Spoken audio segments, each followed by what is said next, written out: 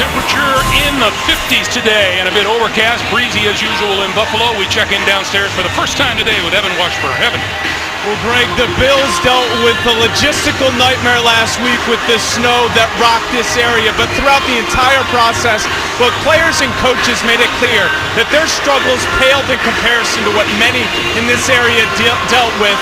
And head coach Doug Milne really drove point that home when in the locker room he awarded the game ball not to a player or coach, but to the emergency responders that helped so many.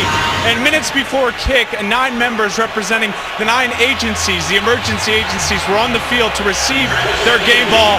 And guys, a huge ovation, well deserved. Huge and well deserved indeed, Evan. The Buffalo Bills have won the toss and they will defer, which means Cleveland gets its hands on the football first. Jordan Gay does the kickoff duties for the Buffalo Bills. Travis Benjamin is deep and we're underway at Ralph Wilson Stadium, and this looks returnable. From about 4 yards deep in the end zone, here comes Benjamin. Gets around one would-be tackler and is out of bounds just across the 20 at about the 21-yard line. There's Brian Hoyer, the Cleveland quarterback. Last week's comeback win over the Falcons. The fourth quarter come from behind win Hoyer's engineered this season. He's pretty much done what this team has asked of him, Trent. Well, and that's the thing. You're not going to get the great numbers because that's not what they do offensively. They want to have some balance with the run attack, but the play-action pass and pushing the ball down the field is what they like doing. From the 22-yard line. They will start it off on the ground with Isaiah Crowell, and Crowell to about the 25, a pickup of 3 on the O-line, looking to protect Hoyer today. Left tackle Joe Thomas, 7 Pro Bowls in his first 7 seasons, starting his 124th straight game. And Josh Gordon missed the first 10 games of the season due to suspension. Came back with an 8-catch, 120-yard game last week. Hoyer to throw on 2nd and 7, and on the slant, that's complete. Across the 35-yard line is Miles Austin, and that's a first down. Buffalo's 4th-ranked defense, a tenacious front 4, led by Mario Williams, who has 12 sacks on the year. The rookie linebacker, 3rd-round pick Preston Brown, is the Bills' leading tackler, and 3rd-year corner Stephon Gilmore, with huge responsibilities today, likely will line up opposite Josh Gordon a good part of the afternoon.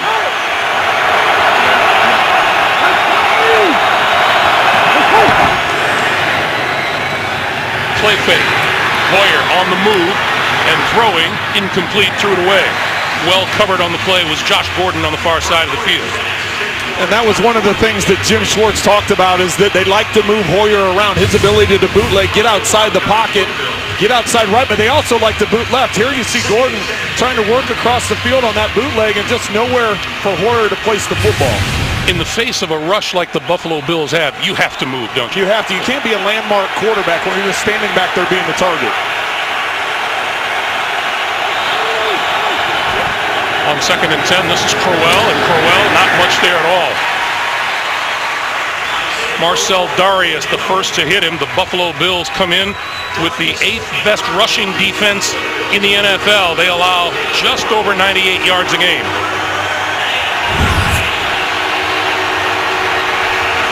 We said it's not a bad defense overall. Well, they get a lot of attention, and rightfully so, for their sacks and the amount of pressure, but they do a good job in all phases of defense. They do a good job creating turnovers, getting after the quarterback, and also against the run, as you mentioned, Greg. The Bills' defense is the best at 3rd down defense in the league, too.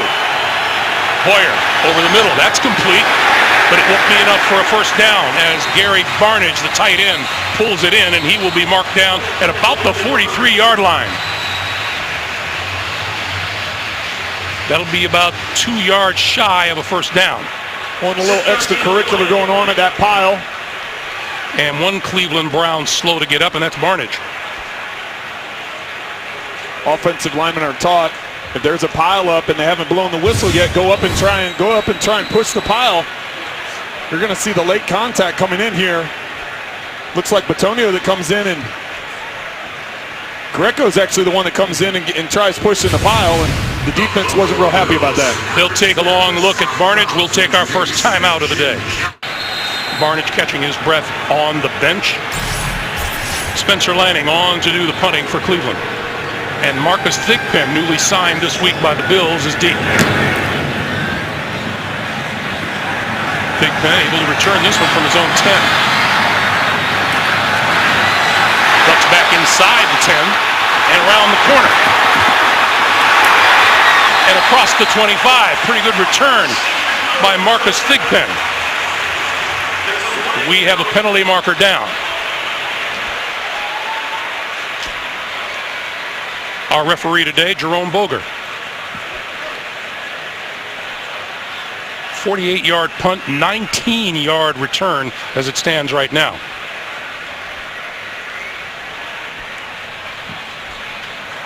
There is no foul for a blindside block on the play.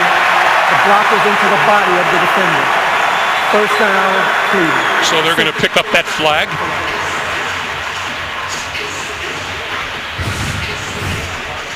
Watch the hit right here. This is Bradham coming in from the side, and watch the helmet right to the ribs.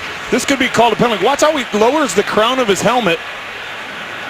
And that's the reason why Barnes is shaken up over on the sideline, but that easily could have been a penalty leading with the crown of your helmet. So the Bills with their first possession, they start at their own 29-yard line. And Orton to throw. And he's got his man. That is Robert Woods. And Woods has a first down across the 40-yard line. Kyle Orton coming off of a pretty good game against the Jets on Monday night. 24 out of 32 for 230 yards and 2 touchdowns. And think about the fact Orton coming in here as late into this process during training camp as he did, not having the advantage of the offseason, picking up this offense quickly and getting everybody having confidence in moving the ball forward.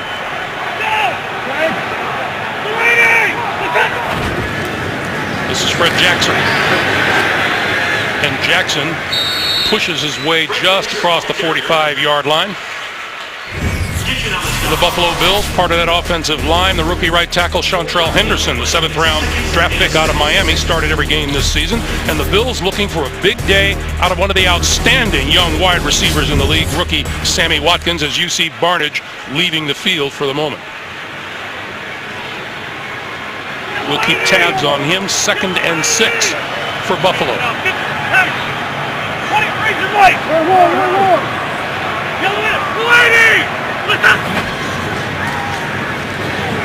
Sideline, back shoulder pass, and that is incomplete, out of bounds. Cleveland's 3-4 defense. Big Ataba Rubin slides outside to make room for Ishmaeli Kitchen in the middle. Outside linebacker Paul Kruger, a team-leading 8 sacks, 6 of them in the last 5 games. And cornerback Joe Hayden will be Sammy Watkins' shadow today. Joe told us last night he'll go everywhere Buffalo's number 14 goes today. 3rd and 6.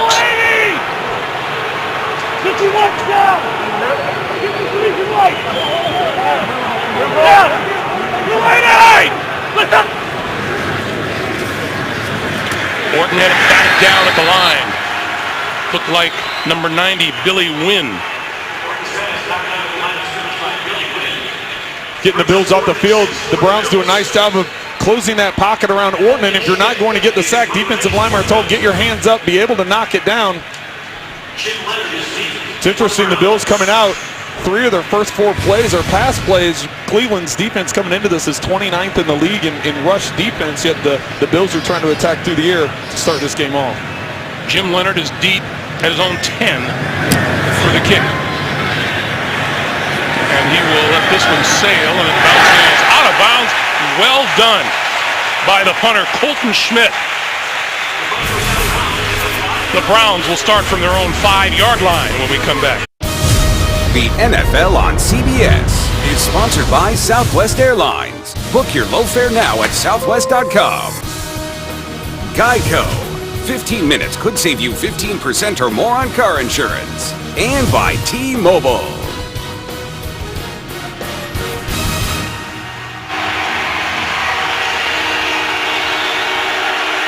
Welcome back to Buffalo. Cleveland starting from its own 5-yard line. And penalty markers fly as we have movement on the far side.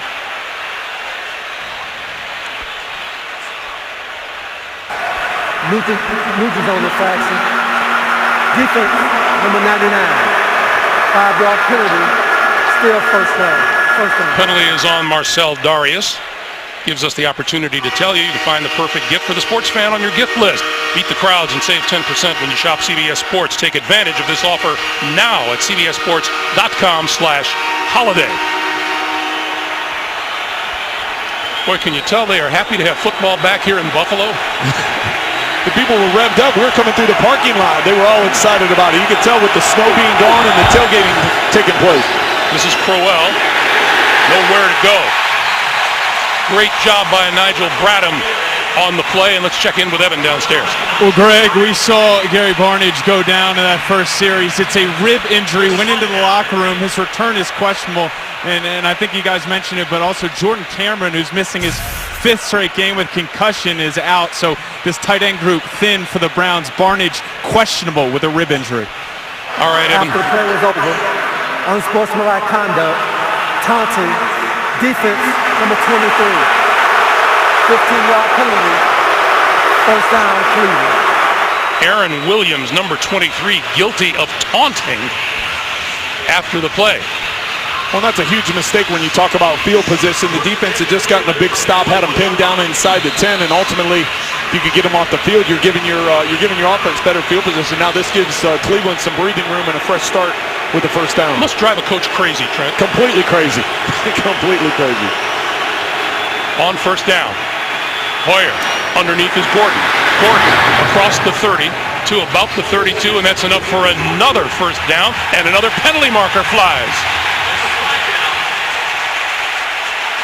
And this one looks like it's going to go against Cleveland.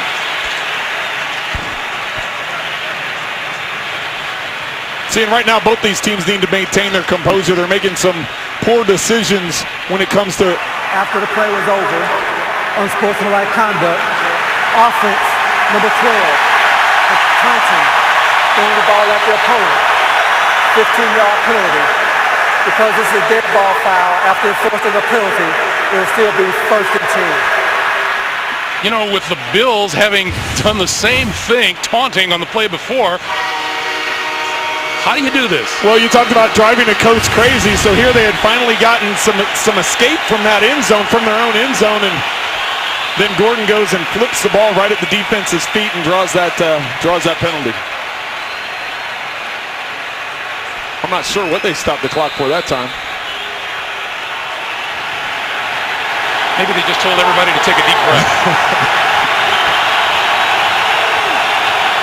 First down, Browns. Crowell. Not much happening there. Let's get our first update of the day from the NFL Today in New York. Let's go to JB. A quick Ravens start. It is, and one-handed catches are all the rave these days in the NFL. That's Torrey Smith, 16 yards out. Ravens up 7-0. They just picked off Phillip Rivers on his first series as well. Back to Greg Gumbel. All right, guys, thank you. You get the feeling the Baltimore Ravens are picking up a little steam as this season moves on? They have a tendency to do that. They definitely have the track record of it. 2nd and 9, Hoyer. That's complete. And across the 30 to about the 31, maybe the 32-yard line, and enough for a first down to Miles Austin. Great accuracy by Brian Hoyer on that throw, putting the ball away from the defender. The protection does a great job of giving him time. Defensive coordinator Jim Schwartz for Buffalo said that's a tendency that Cleveland likes to do. They're either going to do quick throws where Hoyer's getting the ball out of his hands quickly, or do a play action and try and really push it deep up the field. Hoyer said it would be really important to get the ball out on time today. Hoyer back this way to Gordon. Gordon, 35. Spinning across the 40, and looks like he's very close. He may have another first down. He does at the 42-yard line. Brought down by Nigel Bradham. A lot of times as a receiver, when you catch this quick throw, they're telling you to get to the outside. If you go back to the inside, that's where the flow of the defense is. You can see that Gordon takes a big hit, but he's able to pick up the first down with that inside move. First down.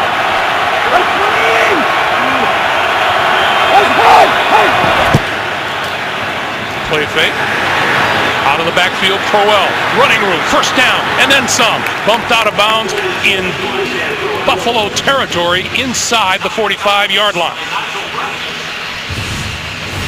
Hoyer getting pressure from Williams coming off the left side, hitting his check down out to the flat. That play was actually designed to push it down the field, to get deep, get the ball up the field, but Hoyer getting the ball out of his hands quickly to the check down. Crowell right up the middle. He'll be marked down at the 34.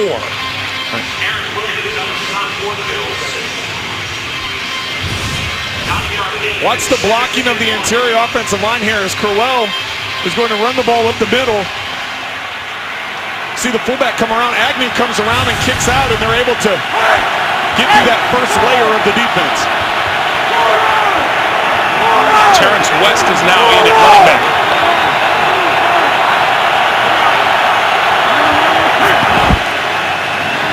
West with the handoff. Turns the corner, pushed out of bounds at about the 27-yard line by Corey Graham. Greg, on the first drive, you talked about the Bills' rush defense, and right now that's really what the Browns are doing. They're attacking with this running game, and if they continue to have success in the running game, look for a big pass up the field off that play action. West. And West down at about the 22-yard line.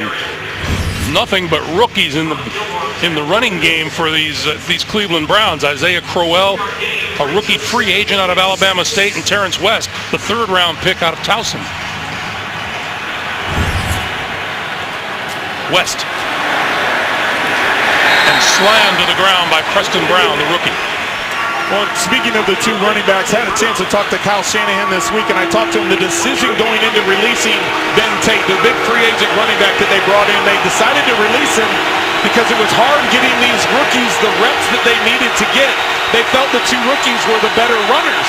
Tate gave them some better protection, but in order to get better at that, they wanted these young guys to get in there, get the reps, get the snaps, and they've proven it so far here today with their running. 10th play of this drive so far. 3rd and 5. Hoyer, little pop over the middle. Gordon again. First down and then some. Inside the 10-yard line, it'll be 1st and goal.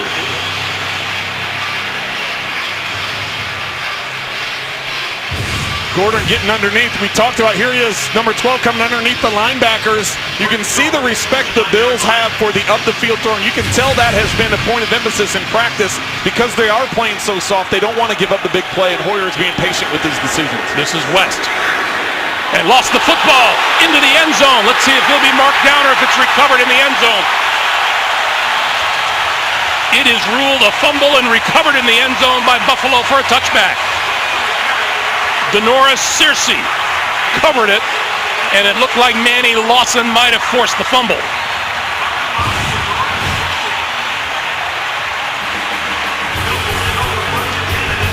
West up the middle. They'll take a look. Here's the replay as West is going to the ground. I want you to keep an eye on his left elbow. Makes contact right there. You're going to see that the elbow is on the ground, and then as he rolls over, that's when the ball comes loose. So this ball is going to stay with Cleveland. It'll be reversed and given back to the Browns. Unless of course, both Jerome Boger and Mike Carey slap you around. Well, let's check in with Mike in New York. They're Mike, not checking with me. Why? What's going on? Hey, Trent, I'm with you this time, bud. Hey, but good. one little technical thing is that the forearm hits first before the elbow, so that puts him down by contact. When he rolls over, he still has firm control, so Cleveland gets the ball back. Big break. Greg, he's getting me on technicality every time. Forearm before the other. Hey, he's on top of it. He's on top of it. Nice job, Mike. He and I were going over technicalities on Thanksgiving Day. It's all right. Jerome Boger still taking a longer look at this one.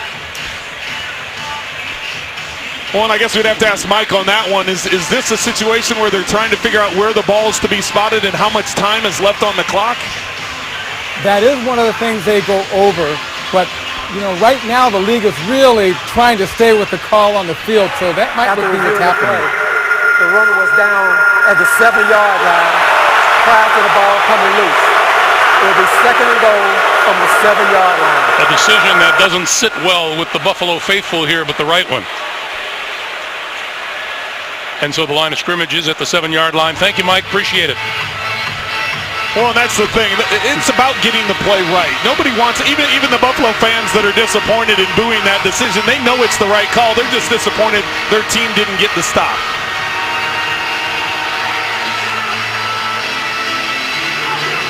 So Crowell back into the lineup on 2nd and goal from the 7-yard line. Gordon to the bottom of your screen.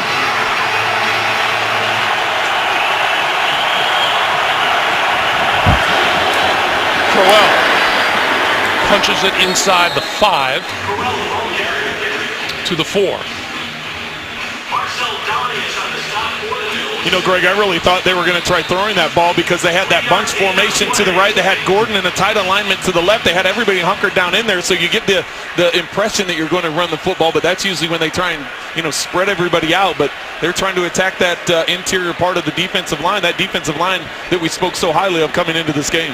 And we have another injured Cleveland player down on his knees inside the 5, and that looks like,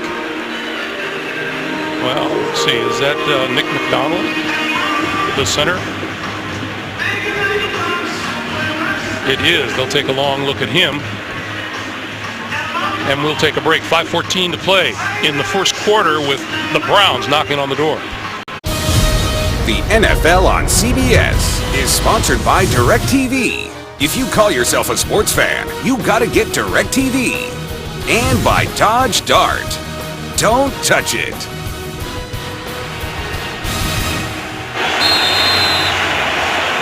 Well, it's center Tim McDonald right here on your screen. You're going to see the back of his legs get rolled into.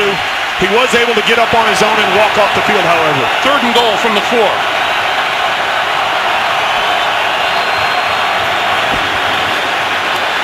Boyer into the end zone, out of the reach of Miles Austin. And that'll bring on the field goal unit. Boyer taking some chances, trying to put that ball over the top of Cersei, and Miles Austin, is able to get a hand on it. Dangerous throw with that safety underneath. From what we've seen in the last couple of weeks, that's a catchable ball. That's true. Yeah, he got 3 fingers on it. He should be able to bring it in, right? What's the matter with him? Billy Cundiff, 20 out of 25 in field goal. Now 21 for 26. That one good from 22 yards out. Cleveland draws first blood. 3-0 Browns. 15 plays and 91 yards, both season highs for the Cleveland Browns. Culminates in the 22-yard field goal by Cundiff and a 3-0 lead. Marcus Thigpen is deep. Well, and it's a combination. There were more run plays than pass plays on that drive, and being able to put that together, keep that balance for that against that Buffalo defensive line. If you want to really be successful in cutting down that pass rush, that's what you've got to do, right? You have to be able to attack the line, and if you think about it, Hoyer's throws have all been quick. The one time they tried pushing it up the field, Mario Williams got in his face, and he was able to hit the check down on the flat. Thigpen will not run this one out of the end zone. It'll be a touchback, and the Bills will start from their own 20-yard line.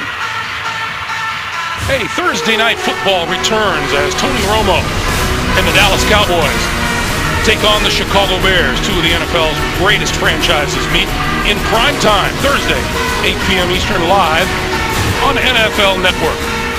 Dallas Cowboys taking a thumping on Thanksgiving Day at the hands of the Philadelphia Eagles. Well, and that even places that much more importance in that game against Chicago to be able to keep up with Philadelphia, because after that game against Chicago, they come right back against Philly again. Only the 5th offensive play being run here by the Bills. Jackson for about 3. Brought down by Craig Robertson and Ismaili Kishen. Clock continues to move up to 4.5 minutes to play here in the first quarter. We asked Brian Hoyer about that pass rush, and what's important? Does that eliminate throwing down the field? And he said, no. He said, we really will take our shots down the field, but the crux of the thing is getting it out on time. A lot of time for Orton, plenty of time for Orton, and I have to throw it away, and we have a marker down. Well, I believe they're going to get Buster Screen with an illegal contact downfield. There was contact a good 15 yards downfield. Illegal contact. Defense, number 23. 5-yard penalty, automatic first down. Actually, Hayden on the other side. Here's a young man who was so looking forward to the matchup today with Sammy Watkins. Will you go everywhere? Oh, yeah. Yeah, everywhere he goes. So first down, Buffalo now at their own 28. Well, that's the respect that Sammy Watkins has, is knowing that one of the best corners in the National Football League is going to be checking you all day. Orton looked this way, goes back the other way, and it's incomplete. Intended for Chris Hogan. Here's the penalty from the previous play with Hayden and Watkins matched up one-on-one. You can see the contact not only all the way up the field, but even coming out of the cut. 2nd and 10.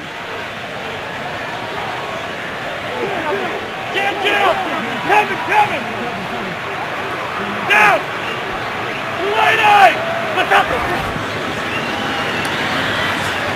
Orton to the sideline, thrown a little bit behind Watkins, who couldn't pull it in. And it'll be 3rd and 10.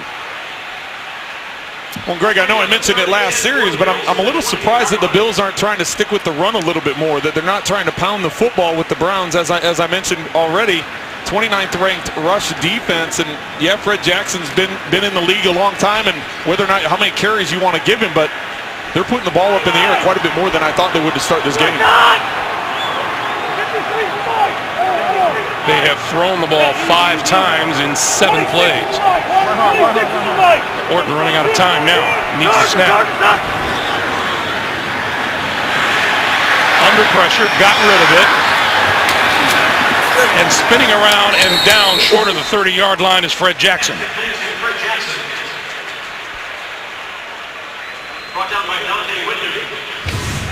Keep an eye on Robertson coming right up the middle. He does a little delay. You see how he takes that step back like he's going to drop into coverage? That gets the linemen to adjust their protections. When they see him take that one step back, they go ahead and they help out their whether it be the guards to either side of you, and all he does is do a rocker step, comes free right up the middle, makes Orton get rid of that ball quickly. Travis Benjamin will field this kick inside his own 20. Surveys the field and takes off and slips down. 3:16 to play, first quarter. Here in Buffalo, there are NFL Play 60 reminders all over the stadium. NFL Play 60 encourages kids to come out and play for 60 minutes a day. To learn how and to find great play ideas, visit NFLrush.com/Play60. 3-0 Cleveland. The Browns with the lead and the ball, 3:16 to play here in the first quarter. And they have had the better of the first quarter so far, although only 3 points to show. Well, they're controlling time of possession. Crowell bumped out of bounds short of the 20-yard line by Denoris Searcy. We check in with Evan. Well, guys, we saw center Nick McDonald go down at the 5:14 mark. It's a left ankle injury. His return is probable. He's currently on the sideline, so that has Ryan Seymour in its center, but his return is probable. They put a heavy tape right on the foot, took the sock off, and then some heavy tape on outside of the cleats. His return is probable. Thanks, Evan. And as you pointed out, Trent, he's the replacement for their outstanding center, Alex Mack, injured earlier this season. Josh Gordon can't go anywhere. Brandon Spikes hits him in the middle of the field. And let's check in with JB and Boomer once again at the NFL Today in New York. San Diego answering Baltimore. Down 10-0. Phillip Rivers under duress most of the day already finds Keenan Allen 12 yards. That's Phillip Rivers' 23rd touchdown pass on the season. 10-7 Ravens. A lot riding on this one back to Greg Gumbel. You know, Trent, only you quarterbacks like you and Boomer use the word duress. You know what? There's playoff football going all over the place. We have 2 teams battling for the playoffs here, and it looks like it's going down there in Baltimore and San Diego as well. 3rd and 7. Hoyer, quick pass, broken up. by Corey Graham, intended for Austin. And that ball is just a little bit behind. You're going to see Austin coming into your screen here on the left. Nice defensive play, just a little bit behind. And when you throw that little bit behind, you let that corner undercut, and he gets that offhand in there and knocks it away. So Spencer Lanning set to kick it away.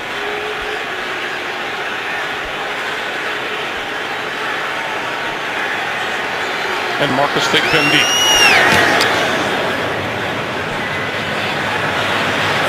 From the 27. And out of bounds short of the 40-yard line. Well, Trent, want to congratulate your son TJ, who played in the Missouri 6A state championship game last night, ran for 1 touchdown, threw for 2 more. This pass gave his team, Rockhurst of Kansas City, the lead. However, Rockhurst fell 31-24 to Christian Brothers from just outside St. Louis. Still a heck of a season for him and his teammates, wasn't it? Yeah, you know, I'm awfully proud of him and his teammates. They had a great season. I'm really proud of the hard work he put in. It was a tough way to end the season, but they should definitely be proud of what they're able to accomplish. I know I am. You couldn't run that way, could you? I could not. No. Congratulations, TJ. Screen set up. Jackson. And Jackson brought down short of the 45-yard line. Let's go back to some guys obviously being paid by the word today, JB and Boomer. Wow, Tampa in the act. How about Doug Martin, 7 yards right here. They extend their lead 10-0. And by the way, Trent, the only duress that Greg Gumbel has to worry about is whether or not the Philadelphia Press will show up for Inside the NFL. Back to you guys. What does that even mean? That's great. Boy, that NFC South. You know, sometimes you feel like you and I can put a team together and contend in that division this year. Well, Atlanta 4-7 and all 4 wins coming into division. Orton. Marcus Gray down the sideline and out of bounds deep into Cleveland territory for a first down. We spoke earlier about Hoyer and the times he likes to bootleg. This isn't something that Kyle Orton normally does, or you would expect from a defensive standpoint. You can see the Browns are full defensively and nobody covers Gray out in the flat. That's a 30-yard pickup. Gray, number 48, and into the backfield, Boobie Dixon making his first appearance of the day. 5th round back out of Mississippi State, and he gets the handoff and goes nowhere. And Dixon is brought to a stop just inside the 25-yard line. Ishmaeli Kitchen, the tackler, and that will take us to the end of 1. We've played 15 minutes here in Buffalo. No snow. 3-0 Browns. This is the NFL on CBS. Back at Ralph Wilson Stadium for the start of the second quarter, and there is, boy, local hero just doesn't do it justice, does it? Jim Kelly, waging a successful battle against cancer and wearing the jersey of former Buffalo Bill Darryl Talley, who has fallen on hard times and is being helped by an awful lot of people here in Buffalo. Just a great response from the Bills family, fans, and the organization supporting Jim Kelly, and as you said, Darryl Talley as well. On 2nd and 8, Orton with the pass, and that's complete inside the 15, and close to the 10-yard line is Robert Woods. Robert Woods, the second-year wideout from University of Southern California. As you look at the numbers, he would appear to be the perfect complement to Sammy Watkins. Yeah, you think about Sammy Watkins and his ability to stretch the field, but when you talk about Robert Woods, his ability to run routes, and that's what he did that time. He was able to push screen deep and then come back on the curl route, attack the football, and secure the catch before the hit.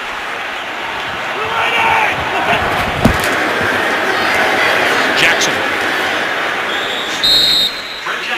To about the 8. And that's what the Bills were hoping for when they go out and they get young Sammy Watkins, and also, you know, Robert Woods is only in his second year, so you have those young receivers that you can develop this offense around. They obviously were hoping that E.J. Manuel would have started off the season better, but then they switched over to Kyle Orton, and he's had a great presence with this passing game and picked up this offense where they want him to go. 3 tight ends now on the field for Buffalo. Orton, rolling, throwing, complete, and cut down inside the 10-yard line is Scott Chandler. And Barkevius Mingo with a terrific stop. Well, Mingo comes up in coverage, and he was just laying back. He didn't want to throw to go over the top, and he waited for that ball to be thrown before coming up and attacking Chandler. And as you said, Greg, what a great tackle. So now Buffalo looks at a 3rd and 6. They can get a first down without scoring a touchdown.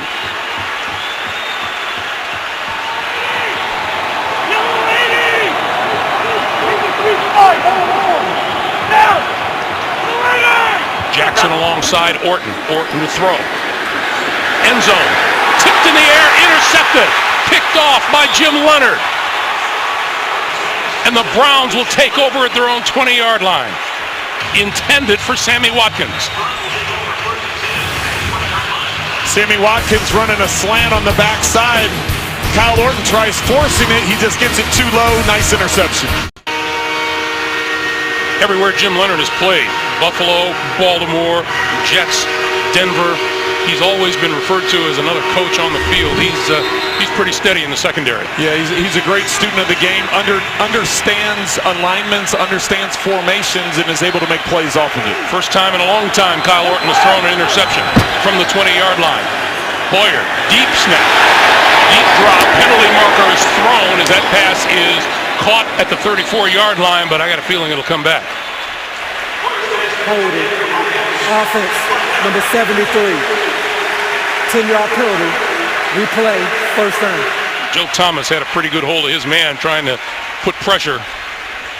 Well, back to the interception. Here's Jim Leonard right here, and I want you to keep an eye. First, Chandler is going to be running a drag route, and Watkins is on the backside running a post. But keep your eye on Jim Leonard. This is where I talk about being a student. He sees Chandler on the crossing route, so he drifts over. He drifts over and gets in position for the interception. Nice job by Leonard, recognizing the route of the tight end and falling off to get the interception. Leonard's first interception of the season.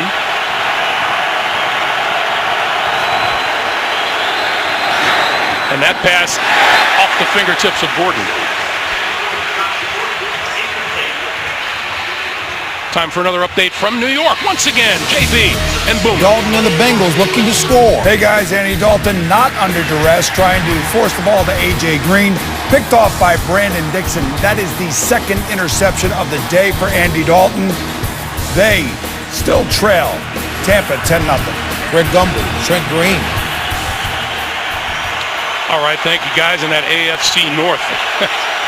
Mike Pettin had a great comment we will share with you after this play on 2nd and 20. That pass incomplete off the fingertips and a marker flies. Travis Benjamin, the intended receiver. Well, they're going to say illegal contact here, and I think this is what drives some of the defensive coaches crazy, because on 2nd and 20. Holding. Defense, number 37. 5-yard penalty, automatic, first down. Nickel Roby is guilty of that, and it's a first down for the Browns. What's not actually who the penalty's on. You're going to see here, he comes up. This is where the route, they just called out the wrong number, because watch right at the top of the slant route. He comes up, Graham reaches and grabs his arm. And now Jerome just corrected it. It's number 20, Corey Graham, that gets called on that. But it's an automatic first down. So from the 15, and we got a marker down again, and a procedure call. False start. Offense, number 81. 5-yard penalty, still first down. And that one is on number 81, Jim Dre. Gives us an opportunity to tell you tonight on CBS, Simon Baker is back for the final season of The Mentalist tonight after Madam Secretary, only CBS. Well, we've had one offensive play and 3 penalties on this drive. 1st and 15. And not much for Crowell. Mike Pettin said yesterday that, You go into Cleveland and you try to turn things around, and you think you have things turned around at 7-4, and where are you? Tied for last in the division. That is a great quote. You can tell. Look at the frown on his face. He's not real happy about this field position, and as you mentioned, the number of penalties they've had to start this off. But what a great division! Looking at that, those teams from top to bottom, right in the thick of it. The Browns haven't been to the playoffs in 11 years, and as you said, it's 7-4. They put themselves in position to have important games in December. He's delighted to be in the thick of it.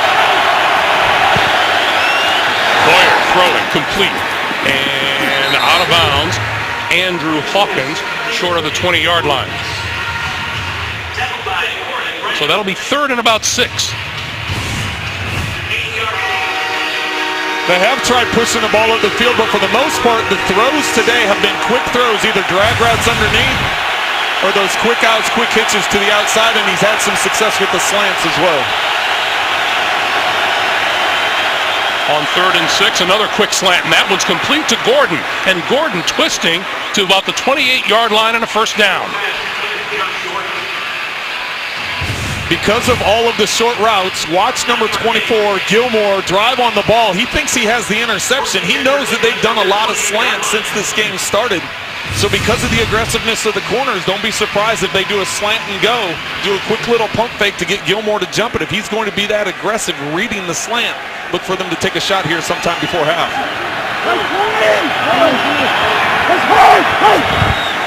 On first down, the pitch to Crowell. Crowell with blockers in front of him, but cut down just as he approached the 30-yard line. Cut down by Corey Graham. Trent, you would think, now if Buffalo is going to put a stop to that short passing game, they've got to rely a little bit more on their pass rush and take some chances up close. Well, and if they're getting rid of the ball quickly, the defensive line needs to get their hands up and try and knock some of those down and maybe get a tip interception. 2nd and 7.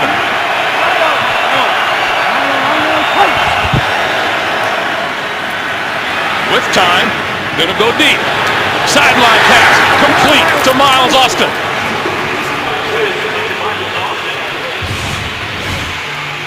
Gordon on the outside runs a double move, but it's Austin running a wheel route. See how 2 defenders jump Gordon.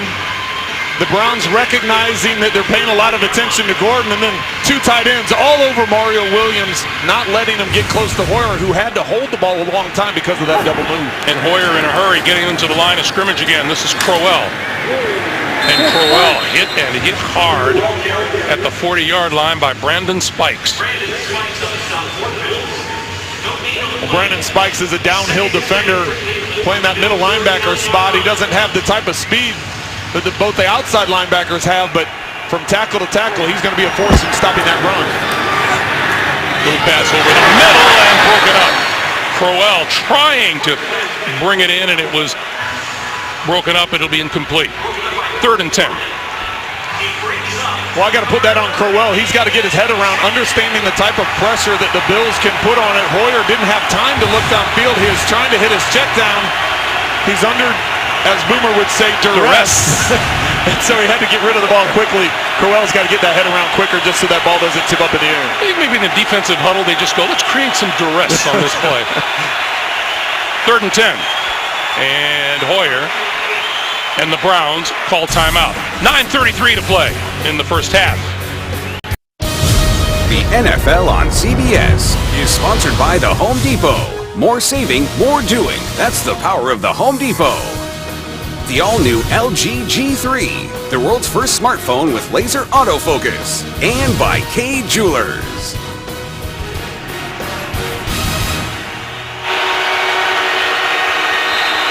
Just a reminder of how this city of Buffalo looked not so long ago. Great job by all of the people here in Buffalo. On 3rd and 10, that pass complete. First down and then some to Jim Dre, the tight end. And inside the 25 to about the 23-yard line. Watch the pressure coming out the slot. Dre is the hot receiver, just gets his head around. Hoyer recognizes the blitz coming up off the edge. Duke Williams was the secondary player coming off the edge. It was lined up over Dre and just getting the ball out of his hands quickly. So the Browns on the march, trying to turn the interception by Jim Leonard into points.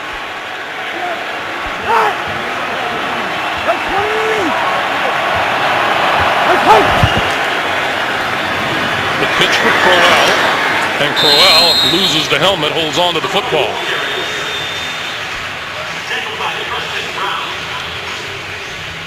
Bills were ready for that one. There was nowhere for Crowell to go. He tried running that to the left, had to cut it all the way back to the right. Made a smart decision just getting down and taking a short loss. Spikes and Brown were the two leading the defensive charge there.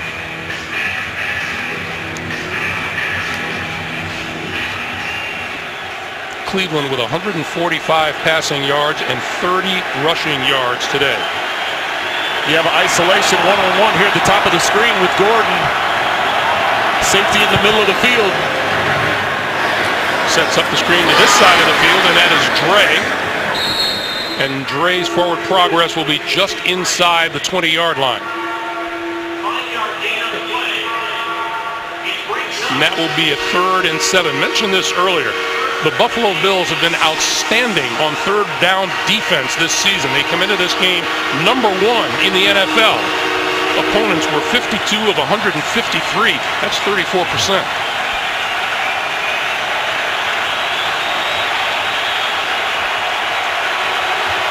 They're lining up like they're going to go man-to-man again. You see Gordon at the top of your screen, one-on-one with Gilmore.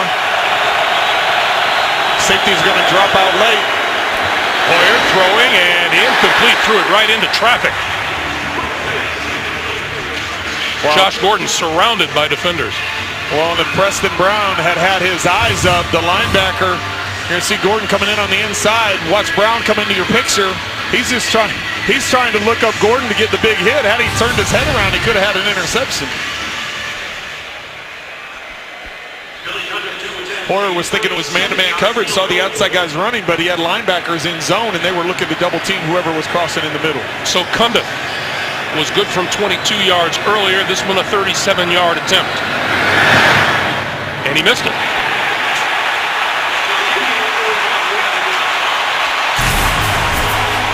So much for gimmies in the field goal game. It stays 3-0. Spencer Lanning is the holder on the kick, and Christian Yount with the snap. It is a little high and to the left, but Lanning does a good job of getting it down. Cundiff just misses it, pushes it to the right, and that's his 3rd miss from under 40 yards this season. Christian Yount, the long snapper, has had some problems, but that wasn't his problem. That was all Billy Cundiff. So now the Bills from their own 27-yard line, and this is Fred Jackson. And Jackson just across the 30 to the 31-yard line. Tomorrow on CBS, it's a Mike and Molly marathon. Catch 4 hilarious back-to-back episodes starting at 8, 7 Central only. CBS.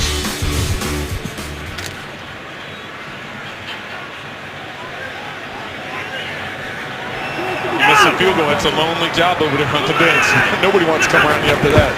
2nd and 6, quick pass out to the side. This is Watkins. And Watkins looking for the first down marker. Let's see where they mark him out. Looks like about a yard short at the 36-yard line. See Watkins lined up in the slot, as you said, getting on that quick swing pass.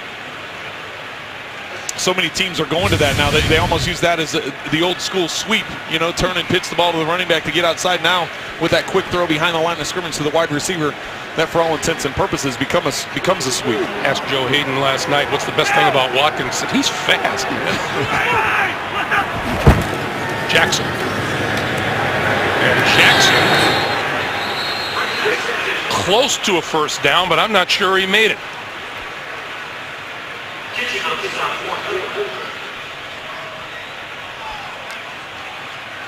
And they are going to mark it about a yard short of a 4th down, and that'll bring the punting unit on. Fans don't like it, but I think that's the right call. It is the right call. And if you look at Kitchen and Rubin, Wynn, Bryant, the defensive line for the Browns are like, hey, don't forget about us. You talk so much about the Bills' defensive line. We're going to make this 3rd down stop and make you think about us for a minute. Jim Leonard back at his own 20-yard line.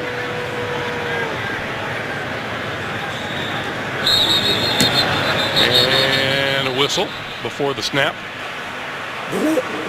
Delay of game. Offense. 5-yard penalty. Still 4th down. So that'll back the Bills up 5 yards, and we'll kick it again.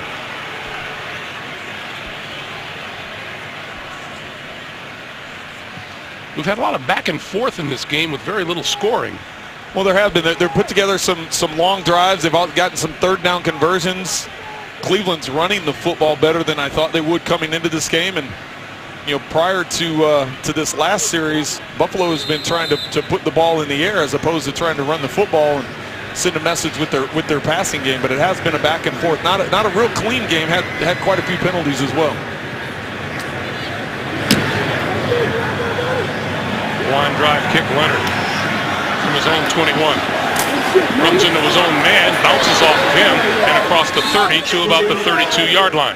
5:13 to play in the first half. Hoyer in the offense back on the field when we come back to Buffalo. The NFL on CBS is sponsored by new Amazon Fire TV Stick, the most powerful streaming stick. And by Lexus. The Lexus December to Remember sales event is here, now through January 5th. Welcome back. It's a 3-0 Cleveland lead, 5:13 to play. It's Conference Championship Saturday on CBS. First, the top-ranked team in the nation, Alabama, taking on the Missouri Tigers in the SEC Championship at 4 Eastern. Then in the nightcap, Fresno State and Boise State meet in the Mountain West Championship game, all here on CBS.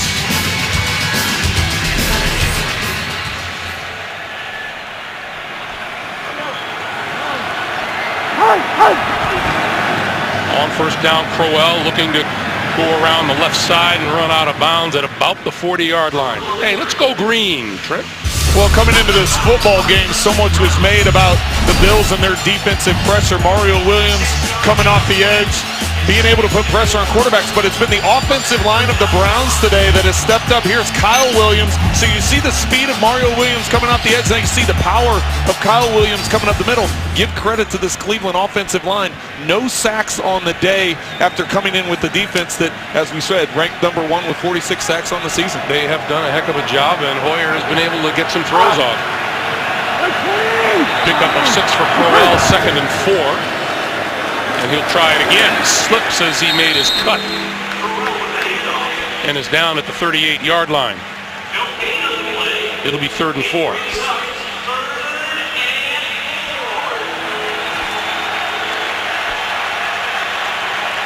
And here come the fans.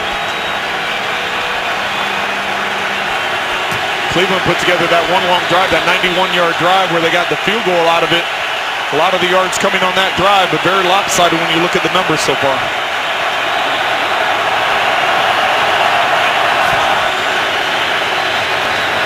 Hoyer under pressure, and now he goes down. Nigel Bradham. And we have a penalty marker down at about the line of scrimmage. Holding, offense, number 73. That penalty is declined. 4th down. That's the second time today on Joe Thomas. Well, it's the pressure. Of course, we have to go green and talk about the pass protection, and now all of a sudden the Bills are going to get a sack. Right here, they're going to add Bradham to this pass rush. Kyle Williams drops out into zone coverage, so it's only 4, so you get an isolated one-on-one across the board, and they're able to get the coverage down the field, not let Hoyer get the ball out of his hands quickly, apply the pressure, and get the sack. Marcus Thigpen back inside his own 20-yard line for the punt from Spencer Lanning. Fair catch called for and made at the 25-yard line by Thigpen.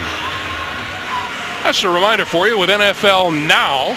Get access to the largest NFL video library on the planet. Select your favorite teams or players, and NFL Now delivers nonstop videos on all your favorite devices. Get NFL Now for free at NFL.com/now.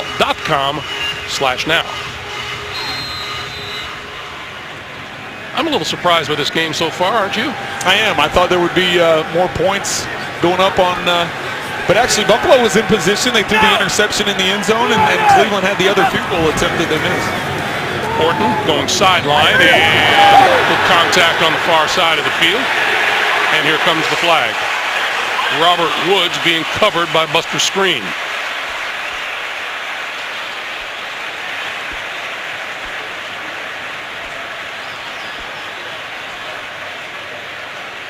You get Skrine against Woods. Pass interference. Defense, number 22. Call the foul, automatic first down. You got screen on Woods at the top of your screen here, and he's just going to work up this sideline.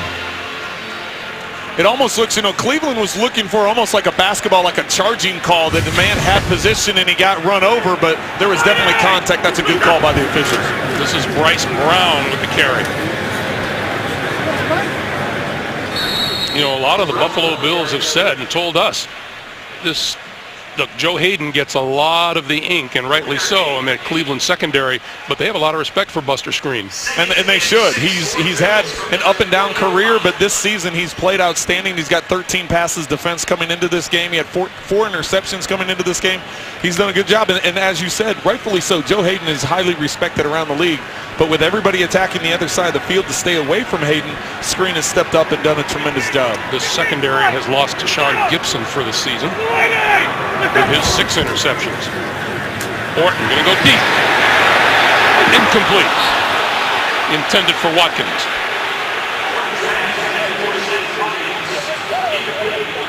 The entire Bills sideline is going crazy, saying there was contact about 15 yards down the field from Hayden. This ball is clearly overthrown. There is a little contact there at the end, just their feet getting tangled up, but the Bills sideline right in front of us with that little grab of the jersey, little tug on the jersey. You saw the hand extend and you see that jersey pull away. You can see him getting in the air right there. Let's just say Doug Marrone has a little disbelief. That's a tough one for an official to see, because you're positioned at opposite ends of that sideline. That's a tough call to make. They got away with it. 3rd and 6, running out of time. Did they get the timeout? They did. 2:44 to play.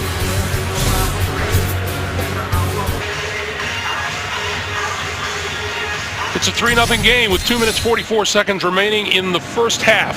Each team now with 2 timeouts remaining. Watkins just 1 catch for 5 yards so far today. Boy, that's a win for the Cleveland defense. 3rd and 6. 58 to Mike! 58 to Mike! Down! Lady! Orton running out of time, and he goes down back at the 30-yard line. Wrapped up by Desmond Bryant. Bryant with his 4th sack of the season. Bryant coming off the edge. You're going to see him coming outside here. He's on Cordy right here on the outside. Orton is trying to have patience. Watkins comes to the inside on the far side, but he's trying to get a drag route coming underneath from right to left. You see him coming in the screen there late. Just Orton doesn't have time to get to that check down. And let's see if they get this off before the 2-minute warning. They will not. And the 2-minute warning whistles a little late. We'll be back. 2 minutes to play here in the first half. Had there been snow all over the field, it would have been nothing new to either of these teams. Back in December of '07, they met in a snowy Cleveland Browns stadium. The Browns scored on a safety, the snap going over punter Brian Moorman's head. Jamal Lewis ran for 163 yards. The Browns pitched a shutout. 8-0 over the Bills, a victory for the Browns that eliminated Buffalo from playoff contention. Also the last time the Browns had a shutout. You ever play in conditions like that? No, and I'm glad I never did. I've played in snow, but that looked miserable. I don't even like going out and getting the newspaper in weather like that. I can't imagine. That looked more like that wet, heavy snow too. That would not have been a fun day for a quarterback. That's for sure. All along the Great Lakes, that's that lake effect snow that's just such a blessing. They know so well here in Buffalo. That's for sure. Travis Benjamin back near his own 20-yard line for the punt from Colton Schmidt. A terrific kick from Schmidt. Benjamin back at his 16, drifts back inside his 15-yard line, looking for running room, trying to turn the corner, and out of bounds at about the 24-yard line.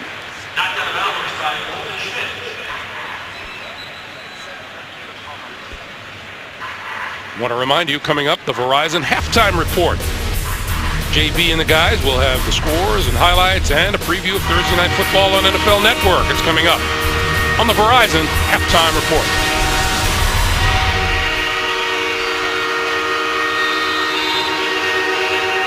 Cleveland is still sitting here with 2 timeouts left. 2-minute warning's already passed by. Billy Cundiff, we just said, had another miss from under 40 yards. He has made one from 42 yards this season. So you want to try and get in position or get some points before the half. Hoyer throwing sideline, diving catch made by Andrew Hawkno, ruled incomplete.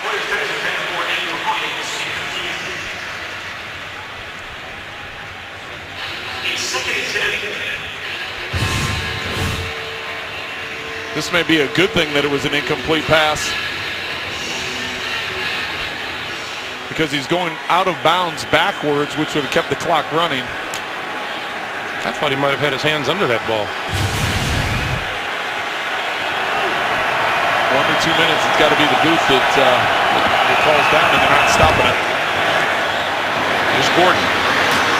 Gordon bullying his way for a first down out to the 35-yard line. 1.5 minutes to play. Well, and somebody for the Browns lost a shoe, so they definitely have to get off the field. Looks like it's Gordon, so he's going to have to leave the field. 200 check! Terrence West in the backfield. And on the quick slant, and Hoyer looked like he threw that one right at Nigel Bradham. Well, that's the hard part when you go to do a pump fake the slant route. You know the linebackers and safeties are going to be coming in right here, who ultimately ends up coming over in position, but it's the pump fake. Watch right here, Hoyer, a little pump fake, and that draws Bradham towards the route. Really had a chance for a pick six there, Greg. And they're looking at Marcel Darius, who is down at the 36-yard line.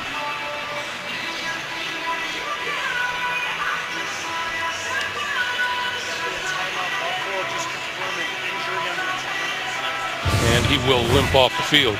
Darius is right here in the middle of your screen. He's just a simple pass rush. He ends up getting double teamed. At the end of the play, it looks like he grabs his left quad or left groin area, hip flexor.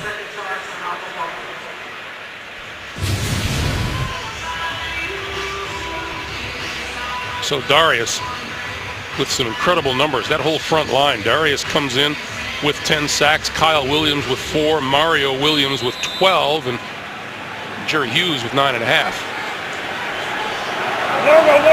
Corbin Bryant replaces Darius, 2nd and 10. Up the seam, intercepted. Picked off by DeNoris Searcy. And a penalty marker is down, and he is brought down at about the 35-yard line. Searcy's 2nd interception of the season. Well, and really, this is the problem with missing so much time like Gordon does. We're going to take a look at it After the interception, during the return, illegal block in the back, intercepting team number 97, 10-yard penalty. Buffalo keeps the ball, first down. So Corbin Bryant guilty of the penalty. What happened with Josh Gordon on the play? Well, Searcy, the safety, he's going to be the one that gets the interception. He's right there. And Gordon, you're going to see coming into your picture, Brian Hoyer thinks that Gordon is going to cross his face on the skinny post because he sees the wide safeties. He sees the cover 2 safeties, so he thinks that Gordon is going to take the middle of the field. And what that does, see how they got the 2 safeties back here? That's what Hoyer is watching. So he's thinking Gordon is going to cross his face, get to the middle of the field. When you miss as much time as Gordon did, that's where those small little things that come into play when you're anticipating throws are a factor. So a minute remaining now. And the short pass is complete to Scott Chandler. And his forward progress will be marked at the 43-yard line. Well, Buffalo only has the 1 timeout, so they're hurrying up to get on the ball.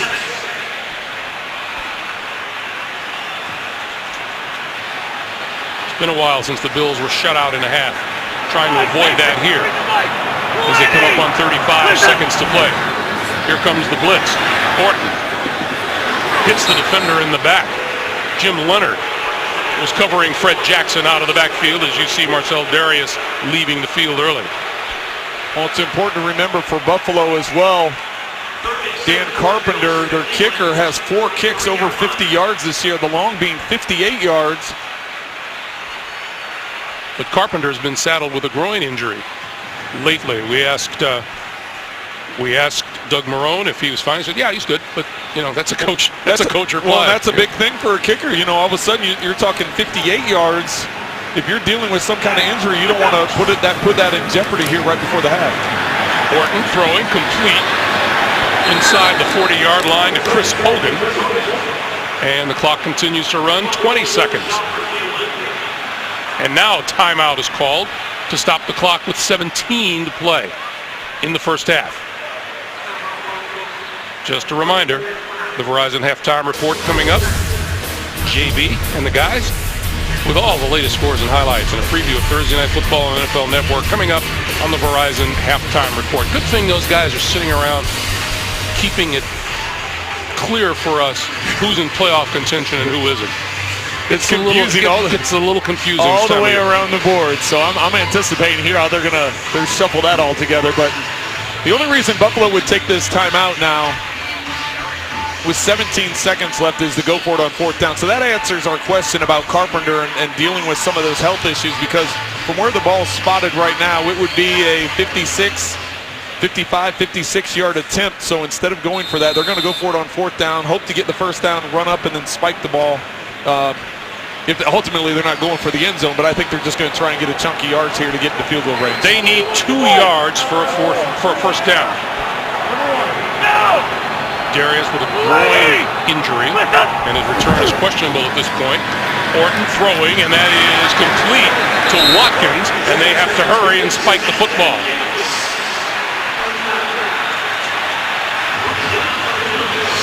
Orton on first down spikes the football and stops the clock with 2 seconds to play.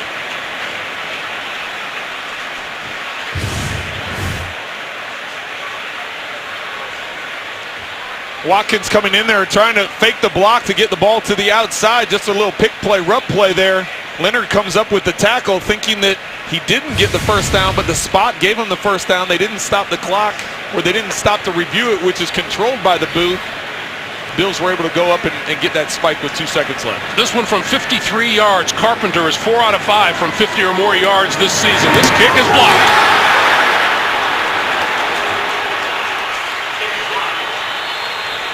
I think that's Joe Hayden coming off the edge. Joe Hayden did get in there to block it, and that's how the first half comes to an end.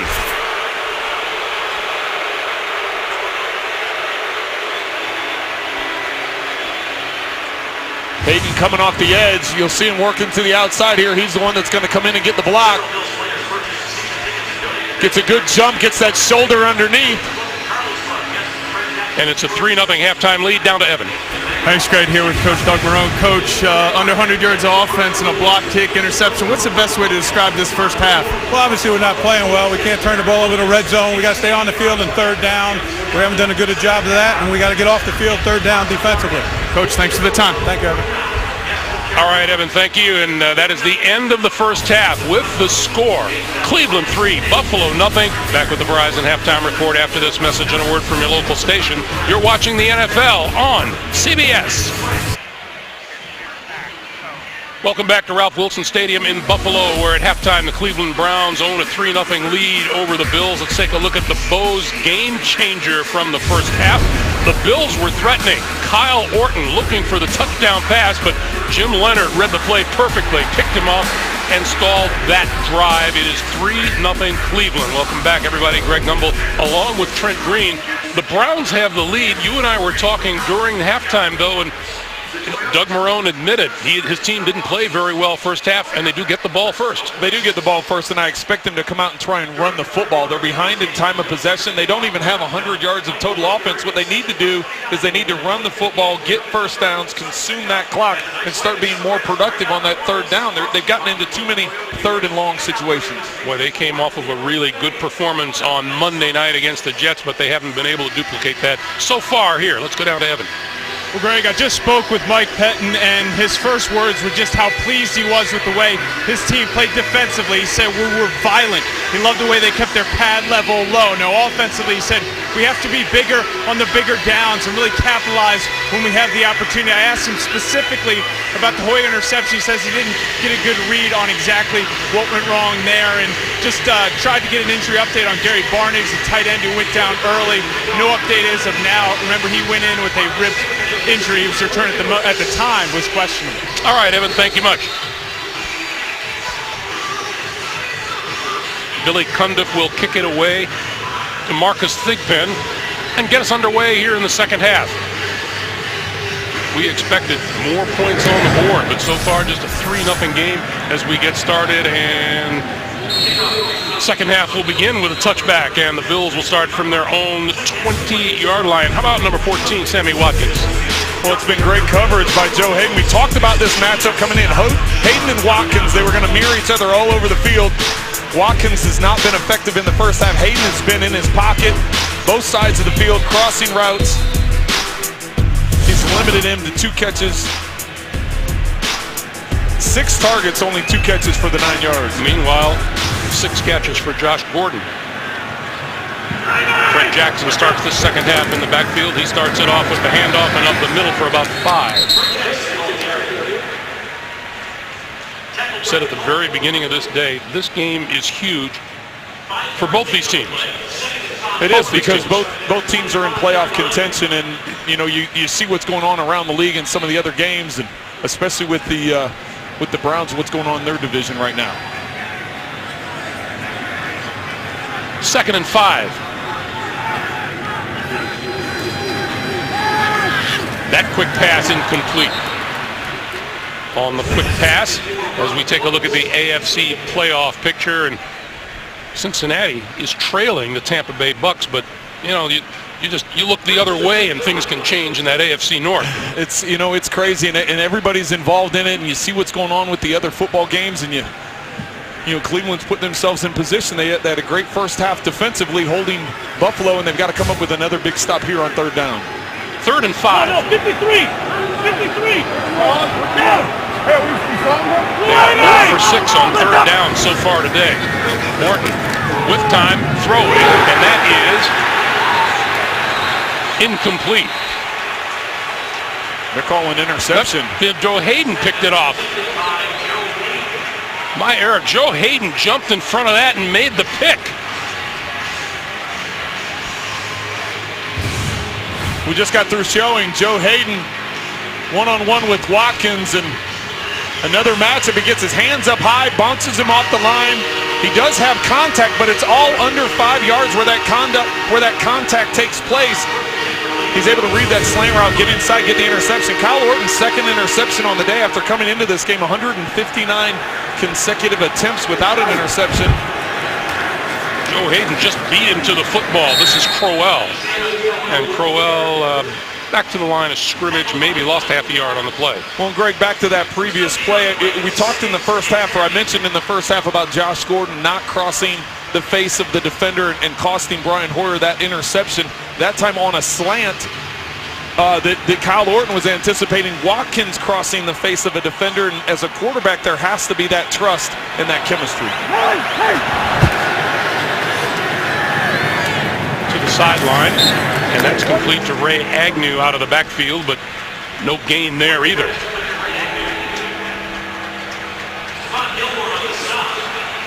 Stephon Gilmore made the tackle, so now it'll be 3rd and 10. Well, and they have to be aggressive. The Browns need to be aggressive right now. With Cundiff struggling with that, that missed field goal from under 40 yards earlier in the first half, I think you need to be aggressive and not settle on we're just gonna take a short little gain and try a long field goal attempt. I think you need to be aggressive and try and push the ball up the field.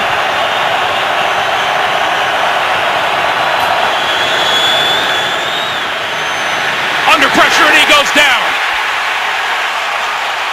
Kyle Williams. Well, and that's the problem. If you're trying to be aggressive and push the ball up the field, you have to get the ball out of your hands quickly, because Mario Williams here coming off of the edge. But it's Kyle Williams with the sack. So if you are going to try and push the ball up the field, can't hang on to it too long, and Bills bringing in their 2nd sack of the day.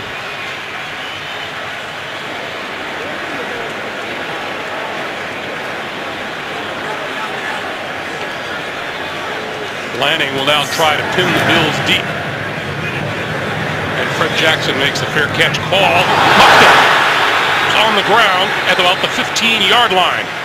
And it looks like the Bills have covered it. At least that's the initial indication from the officials, and some pushing and shoving. And Jackson comes out of there with the football.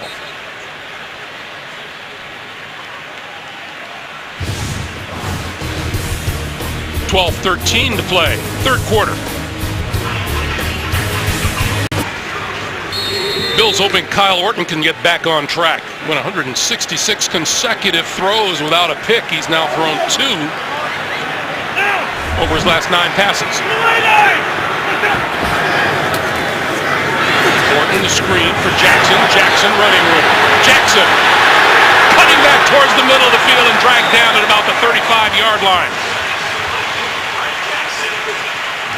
K'Waun Williams with the tackle, but a 21-yard pickup. Well, beautifully set up by the Bills.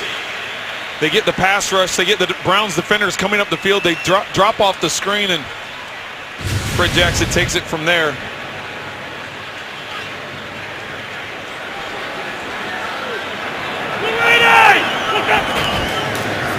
Jackson again.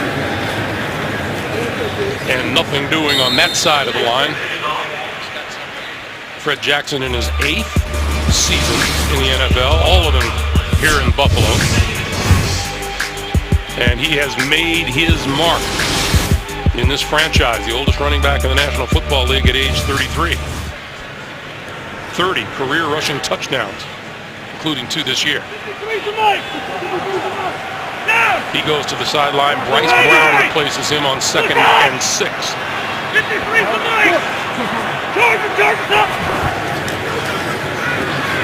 Orton, good time, throwing incomplete over the middle. Penalty marker this side of the field, and now a second one flies. Chris Hogan covered by K'Waun Williams. They're going to have 2 on the secondary of the Browns.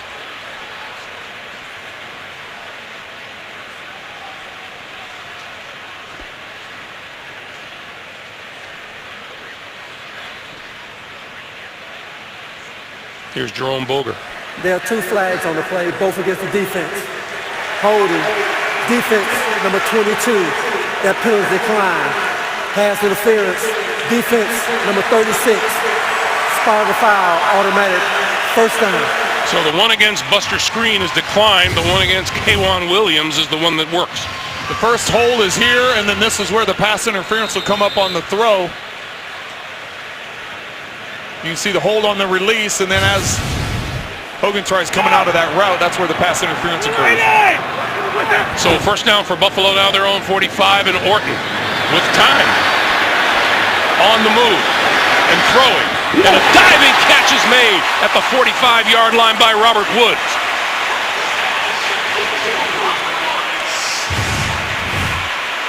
Some mobility by Orton. 3 receivers in the area. If you ask Kyle, I'm sure he's saying the ball was directed towards Woods, but sitting up here in the booth, I'm not sure which one of the 3 because they were all right there.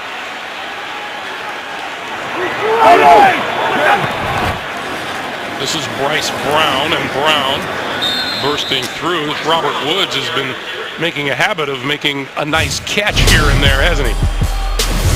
He's a nice, you talk about a compliment receiver to Sammy Watkins, and Watkins gets a lot of the credit because of his ability to stretch the field in big plays. But Robert Woods last week came up with a big day against the Jets. Put up some big numbers in that victory in Detroit. 9 catches, 118 yards receiving. This is Watkins. And Watkins cut down by Buster Screen. That'll leave the Bills a 3rd and 4. Sammy Watkins, the 4th overall pick in the draft. The Bills have yet to convert a 3rd down on the day. 0 for 7 at this point in time.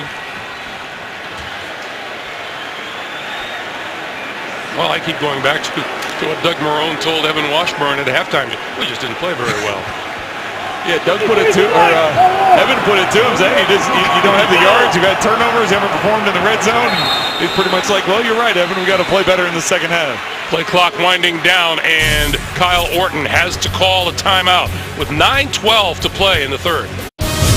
The NFL on CBS is sponsored by Southwest Airlines. Book your low fare now at southwest.com. Game of War. Play free now. And by Honda, where you can get great deals during Happy Honda Days.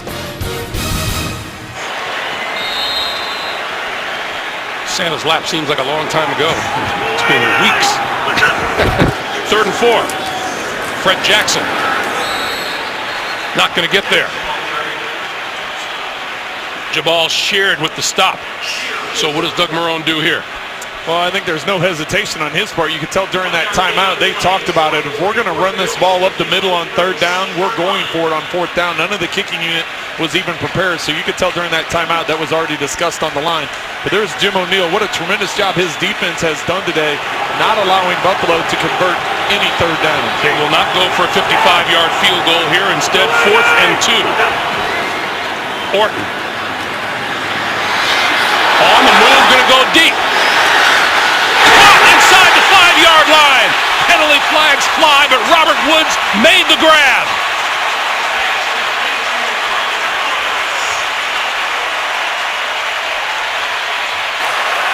Pass interference. Defense number 22. Their penalty is declined. The result of the play is a 1st down. Here is Woods. You'll see at the bottom of your screen here, and he's going to run. He's going to come inside, and then he sees Orton start to scramble.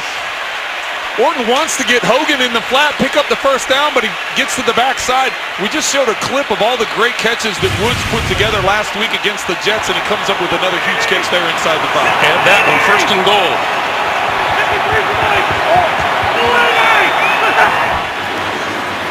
Orton throwing outside, complete, touchdown, Chris Hogan.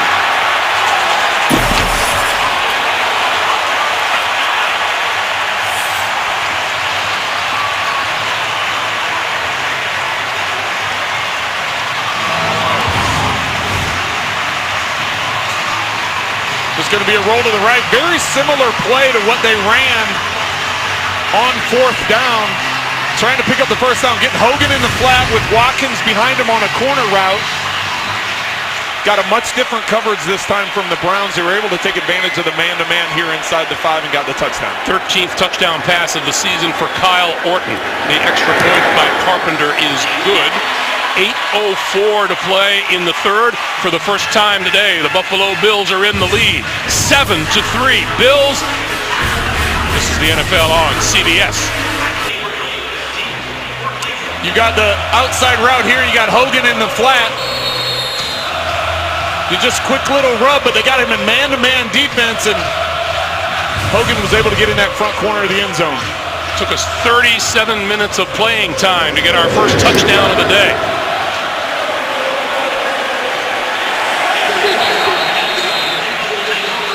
Touchback. Cleveland will start from its own 20-yard line. Week 13 continues later today on CBS, and for some of you on Fox, and then tonight with the Broncos and Chiefs on NBC. Tune in tomorrow for the Dolphins and the Jets on Monday Night Football on ESPN. 8-play, 84-yard drive for the Buffalo Bills, and kind of just what the doctor ordered for Doug Marrone and the Bills. Well, and it goes back to that key 4th down conversion from around the 40-yard line that they're able to hit Woods on the left sideline. This is Terrence West. Penalty markers fly as he is brought down, and we have a loose football, and picking it up is Jerry Hughes. It is ruled a touchdown. Now we got to see what the penalties are.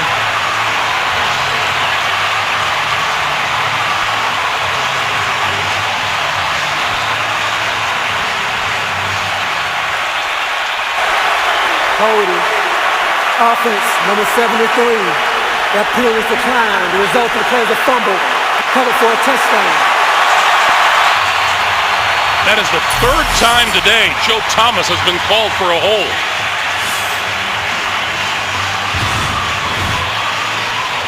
We're going to watch West here. You can see the ball. Hughes strips the ball out. His feet never come in contact with the sideline, and nobody touches him while he's on the ground.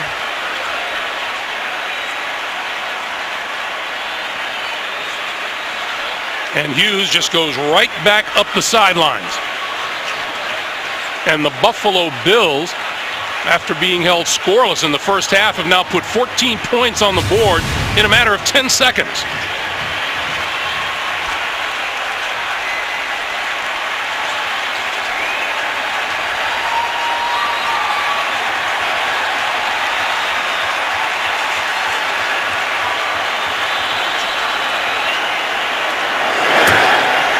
Carpenter's kick is good.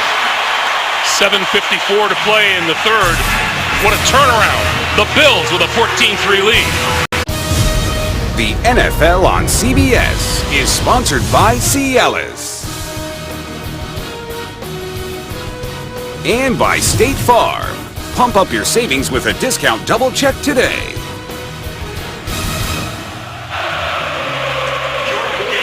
It is a much happier Buffalo Bills crowd here in the second half than it was in the first.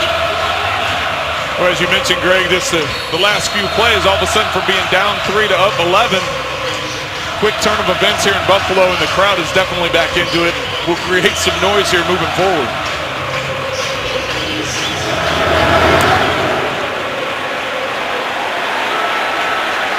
Benjamin will not get a chance to return it, and Cleveland will start once again from its own 20-yard line. Let's go back to that play. And there's Jerry Hughes matched up on Joe Thomas. He's going to be involved in all of this. Joe Thomas is going to get called for holding. You see that left arm outside getting the hold on Hughes, but Hughes gets the tackle, the strip, and he's able to pick up the ball and get a quick 6. Jerry Hughes had the whole thing, and to add to it, go ahead and jump on up there. Hello, folks. You know, we're talking to Mario Williams yesterday. He says that's about what you have to do when you're a D lineman these days in order to get a little attention. That pass almost intercepted right through the hands of Denoris Searcy, intended for a Josh Gordon. Let's take a break and send you back to New York. JB and Boomer. Baltimore plays well in November. Touchdowns coming fast and furious all across the league. Torrey Smith is second of the day, 10 yards from Joe Flacco. 23-13, Ravens over Chargers. 22-8 under Harbaugh in November. Greg Gumbel. All right, guys, thank you. 2nd and 10 at a suddenly noisy Ralph Wilson Stadium.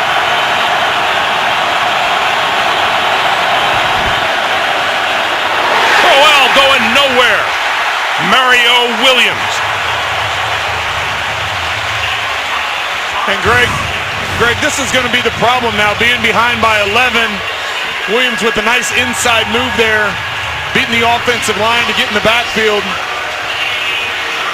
He gets upfield before Dre can even get a hand on him, but here's the problem now. You have the crowd into it. The Bills have the lead. Now you get that pass rush cranked up because Cleveland can't use that same type of balance. They've got to put the ball in the air, and this falls right into what Buffalo likes to do defensively. Darius is back on the field for the Bills. 3rd and 13. Hoyer throwing. Complete across the 20, but not nearly enough for a first down. Miles Austin with the catch, and Nickel Roby with the coverage. Sometimes as a defense, when you're an aggressive style defense, you can sometimes take too many chances. That was the smart choice there by the Bills. Drop back in coverage, knowing that the Browns had a long way to go on 3rd down. Let them catch the underneath stuff, go up and make the tackle and force them to punt. That's Marcus Thigpen back at his own 25-yard line. Spencer Lanning to put it up. Cleveland with -6 yards of offense here in the 3rd quarter. Thigpen. Down at about the 38-yard line. All kinds of life on the Buffalo Bills bench.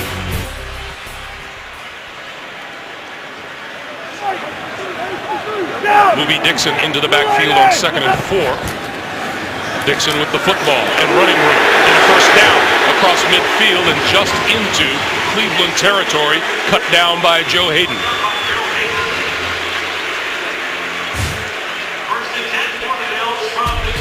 3 consecutive plays here for the Bills. First, the big 4th down conversion to Woods, then the touchdown pass to Hogan, and then, of course, Hughes with the strip. Pick it up, quick 6, jump into the stands, get this thing going, the crowd's into it.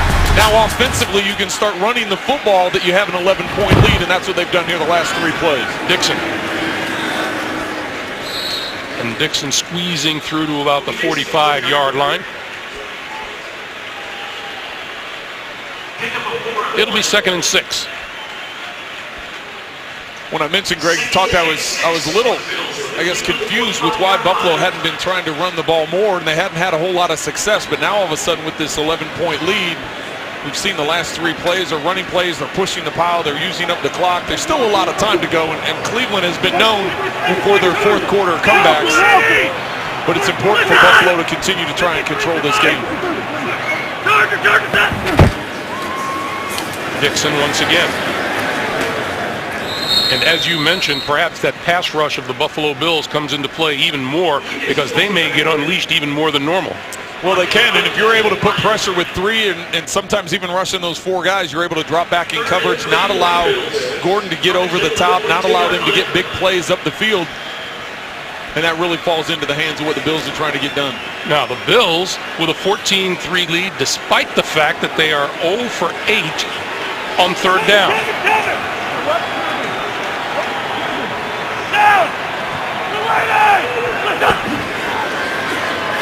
Orton, sideline, incomplete. Screen, covering, number 88, Marquise Goodwin. Hayden gets a lot of the attention, but screen there on top. In great position, preventing Goodwin to get to that ball. And he was stride for stride with him, able to make contact with the ball and knock it loose and make sure Goodwin wasn't able to make a sideline catch. So Colton Schmidt will try to pin the Browns deep. Jim Leonard is back. And fair catch called for and made by Leonard at about the 15-yard line. Gives us an opportunity to tell you about Wednesday here on CBS. 2 hours of Survivor, 4 crucial challenges, 2 tribal councils, anybody's game. A special 2-hour edition of Survivor, Wednesday at 8, 7 Central, only CBS.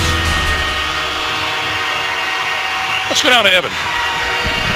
Well, guys, just wanted to keep you up to date. You mentioned Marcell Dareus. He played 1 snap there in that previous series. He's still kind of dealing with that groin. You can tell every time he comes to the sideline, he's stretching it out. Now, he's available to play, but it seems to be in a limited role with that groin. All right, Evan, thank you. Big Marcell Dareus replaced on the field by Stephen Charles. Dareus, 6'3", 331 out of Alabama. Penalty marker, and this play will not count. False start. Offense, number 12. 5-yard penalty, still first down. That's Gordon again, and things are going south in a hurry for the Browns. Well, and that's just more mental than anything. When you're coming in motion as a receiver to jump off sides, and now you're putting your team in a hole even more. Ball will be down around the 10-yard line, maybe the 11-yard line, and not going to help with that crowd noise anymore either, because you're getting more and more you're getting closer to that end zone where that closed end is going to really get loud for Brian Hoyer. 1st and 15.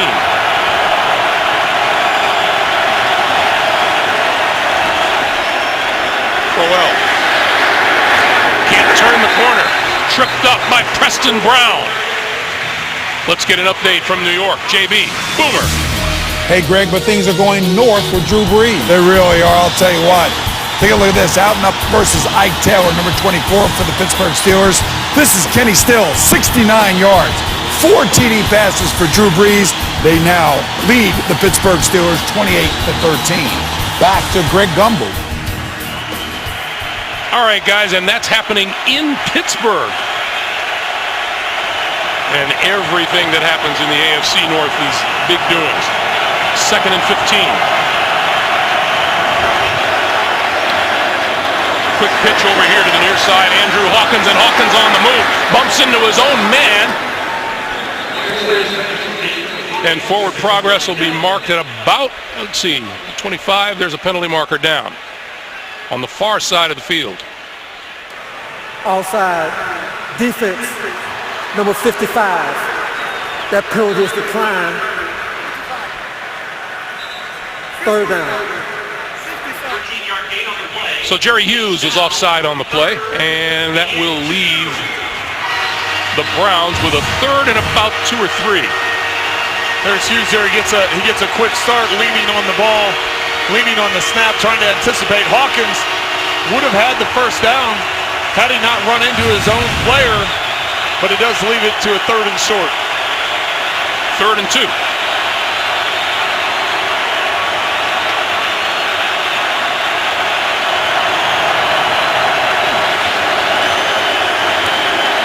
Quick pass over the middle, complete for the 1st down to Miles Austin. And we have another penalty flag.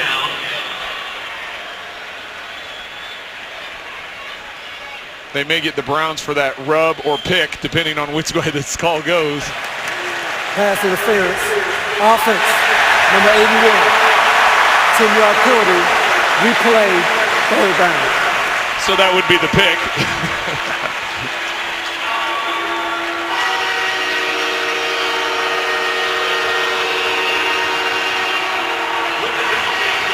It's Dre that's going to get called on. He comes up here. He's trying to get a block so that Miles can get to the end. Miles Austin can get to the inside. You can see the contact up the field. It's with his own guy making that contact. He wasn't picking the defender. He was just trying to run to a certain spot. You can't run through the defender, and that's what ultimately was called with the ball in the air and you're making contact. That's going to draw the attention of the official. 3rd and 11. Hoyer, incomplete. Looking for Josh Gordon. Gordon's trying to come back to the football. It's a cover 2 there. You see the safety help over the top by Searcy. Trying to hit that hole. Hoyer trying to get that hole in that cover 2, and he knows if Gordon doesn't slip, he's going to be able to come back and get that conversion for the 1st down.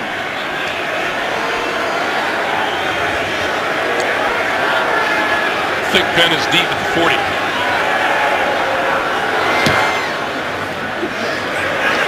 Buffalo going to come out of this with some decent field position.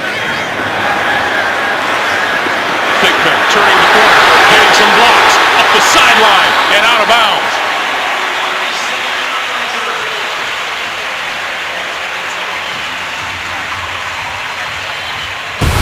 Here we go. What a throw! Touchdown! How did he do it? Rodgers going up top. To the end zone. Oh, what a throw! Can you believe it? He is unbelievable. Coming up next here on CBS, 2 fairly decent quarterbacks. Tom Brady, Aaron Rodgers. Look at the numbers. Look at the records. Well, and as Coach Belichick reminded us this week, they both wear the number 12. That was the about extent of the comparisons he wanted to make between the two. I think knowing Coach Belichick, he was just waiting on that. He was just laying in wait. Prepared. That's right. On 1st down, Orton. And juggling the ball is Scott Chandler. And he will be marked down at the 50-yard line. Dante Whitner with the tackle.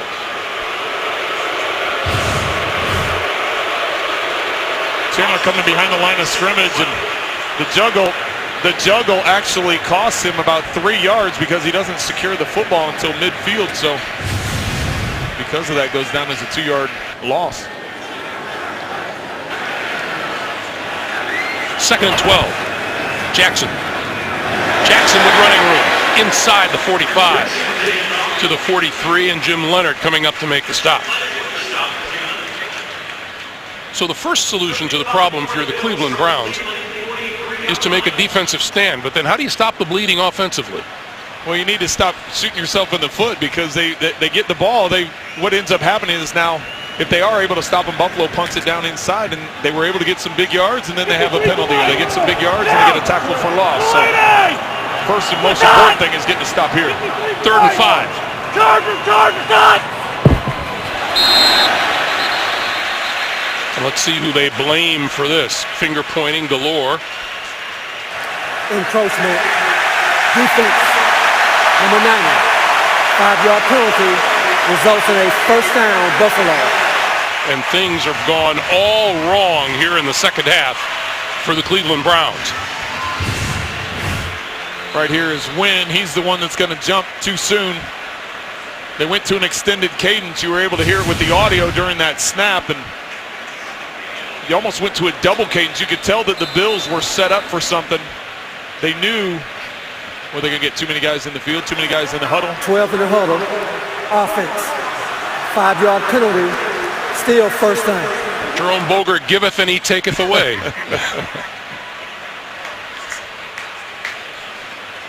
Yeah, but what makes that last one big is it was a 3rd down conversion with the penalty. Now it gets the 1st and 15, but it's still first down.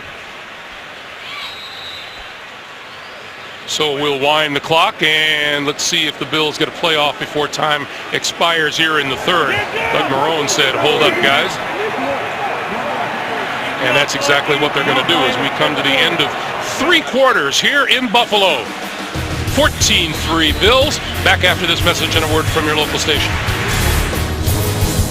4th, Greg Gumbel, Trent Green, Evan Washburn, along with our producer Bob Monsbach, our director Suzanne Smith, and our terrific CBS Sports crew at Ralph Wilson Stadium. 14-3 Bills as we start the 4th. That 3rd quarter, an absolute disaster for the Cleveland Browns.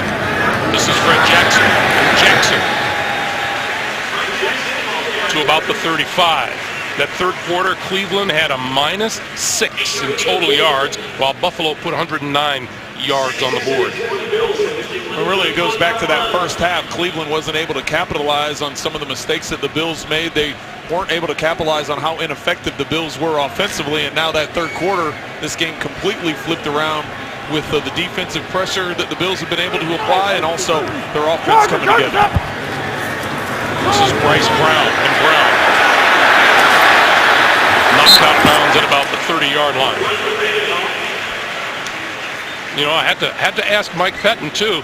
You know, at what point does this organization find out whether or not Johnny Manziel can play at this level? And he said, not my concern right now. My concern is to win football games, and the way they've been winning football games so far is with Brian Hoyer. Well, and they've had a lot of 4th quarter comebacks. 4 of their 7 wins have been 4th quarter comebacks. So, you know, there's no panic on that Cleveland Browns sideline. They just have to stop turning the ball over and be more effective when they get the ball offensively.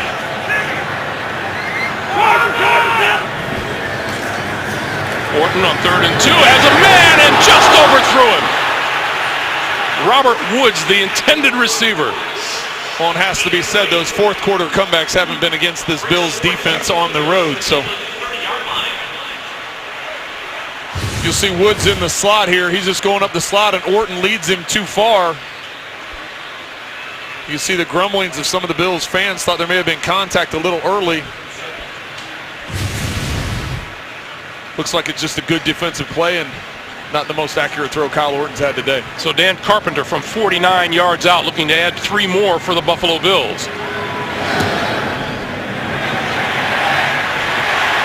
And he does. 17-3, Buffalo. The Dan Carpenter field goal extends Buffalo's lead to 17-3 with 13:41 to play. Here in the 4th quarter, Ralph Wilson Stadium in Buffalo. The snow is gone, the Bills are on the field, the fans are back, and they're happy for the moment. Taylor Gabriel deep.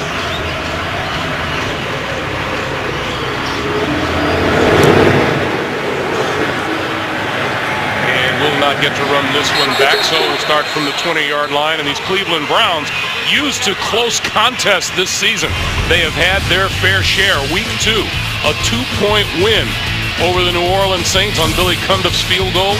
Lost a two-pointer at Baltimore when Justin Tucker hit one at the gun. Beat Tennessee. Travis Benjamin's catch. That was a 28-point comeback.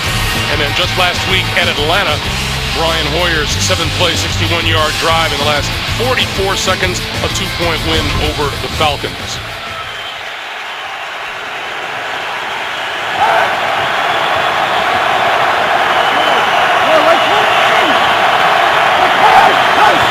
And Joe Thomas moved. Boy, he has not had a good day at all.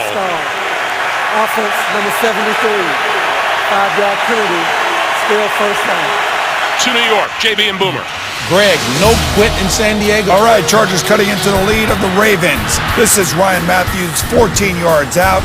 They cut the deficit to 23-20. Ravens still lead and are in possession of the football. 13:07 left in regulation, Greg. I would say they're creating duress in Baltimore. The quick slant is complete to Miles Austin. You know, Greg, I think the Bills would be content with them letting them take those short passes, making the tackle, and use up the clock. At some point in time, Cleveland does need to stretch the field. But you take that chance by stretching the field, holding on to the ball longer against this pass rush.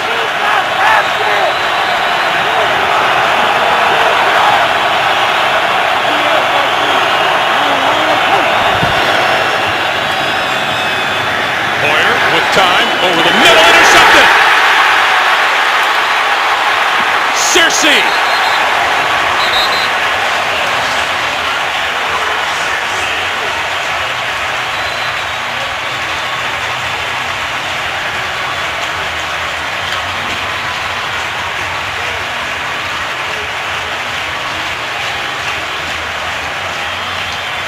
His last two games, Hoyer has thrown no touchdown passes, 5 picks, including 2 today. Searcy comes back into coverage. He's the one that reads it, and then he comes over and gets the interception on the outside. Watch as he's chasing Miles Austin up the slot, and then he falls off and comes to the inside, is able to get the pick. Hoyer sees him running with that inside slot receiver and thinks that he's going to continue trailing him, but Searcy falls off right into where that throw goes, is able to come up with the interception and put the Bills in great field position. Bills from the 21. Fred Jackson.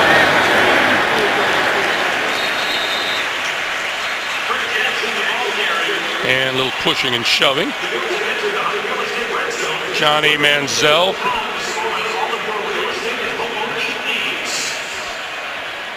What does it mean when a quarterback licks his fingers? Well, the other thing is he took the earpiece out and went and set it down on the table, so he's hustling over to the bench there to thought maybe he was going to look at the pictures with the rest of the guys, but he actually went and got on the phone, so.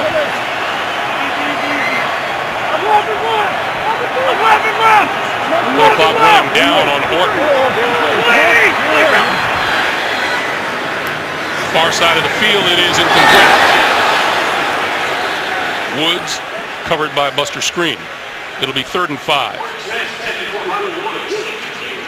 When Woods is one-on-one working up that sideline, Orton just tried that back shoulder throw. Just not a very accurate throw on his part, or not a good adjustment on Woods' part. That's more of a timing thing, trying to get it to that specific spot to take advantage.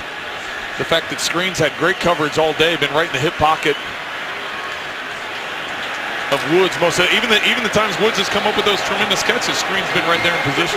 How in the world, as you see Johnny Manziel taking snaps on the sideline, are the Bills leading this by 2 touchdowns, and they're 0 for 10 on 3rd down today? That's incomplete inside the 10-yard line, intended for Sammy Watkins. And once again, Carpenter onto the field. Well, if you'd say that the Bills were going to have no 3rd down conversions and Kyle Orton was going to have 149 yards and 2 interceptions, and they'd be sitting here about ready to take a 17-point lead, I think you're crazy. But the turnovers have been a big factor, especially here in this second half.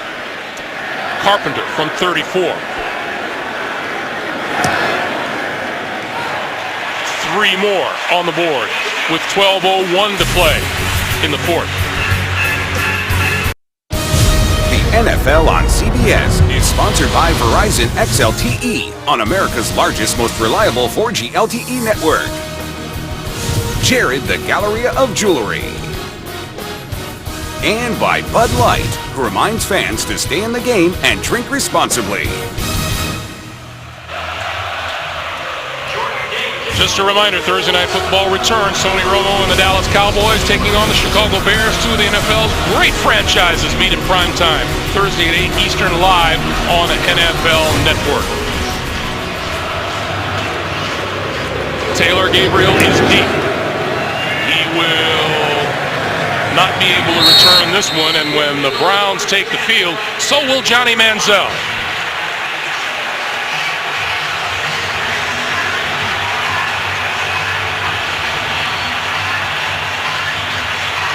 A great career at Texas A&M. Again, we were talking with Mike Pettin last night and said, when do you find out about him? He said, as long as we're winning football games with Brian Hoyer. Well, Brian Hoyer's had a rough second half. Actually, the Browns all around the board have had a rough second half. And Johnny Manziel here getting an opportunity, but down 17 on the road. This place is going to get loud. See how he handles it. Hoyer, 18 of 30, 192, no touchdowns, 2 picks. Johnny Manziel has only been on the field for 5 plays this season.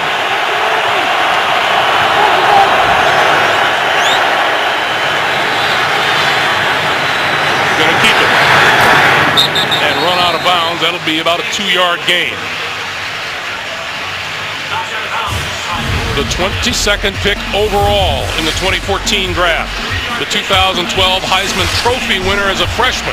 He had an SEC single-season record, 5,116 total yards in 2012. He's not what you think of when you think of traditional quarterback standing in the pocket, but he can make plays with his feet and his arms.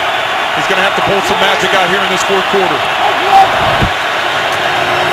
2nd and 7, Manziel rolling, throws, complete. This is Miles Austin, and Austin trying to leap over a defender and got undercut. But he did get the first down. That's a tough decision when you've got 3 defenders right there. It's one thing to try and hurdle a guy when there's 1 guy in the open field, but trying to hurdle with 3 guys right there. Kind of leave yourself exposed, don't you? You're leaving yourself exposed a little bit. It's good that he was able to pop up right away. On the first down, this is Crowell. Crowell trying to turn the corner and does. Out of bounds at about the 45-yard line. Well, now with the Browns in hurry-up mode because they're down 3 possessions, this is a difficult task for any quarterback, let alone someone that doesn't get a lot of reps as the backup quarterback. So that just adds to the difficulty for Johnny Manziel. Look up! Look up, Chris! Chris!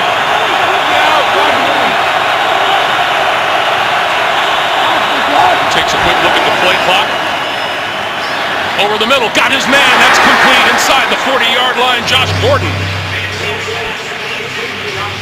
Good adjustment by Johnny Manziel. We saw him changing the play at the line of scrimmage, getting the communication in, getting the play fake, getting his head around to locate where the safeties and linebackers were and making an accurate throw to Josh Gordon across the middle. Cleveland now at the Buffalo 36. Holding on to it, throwing, and just off the fingertips of Travis Benjamin.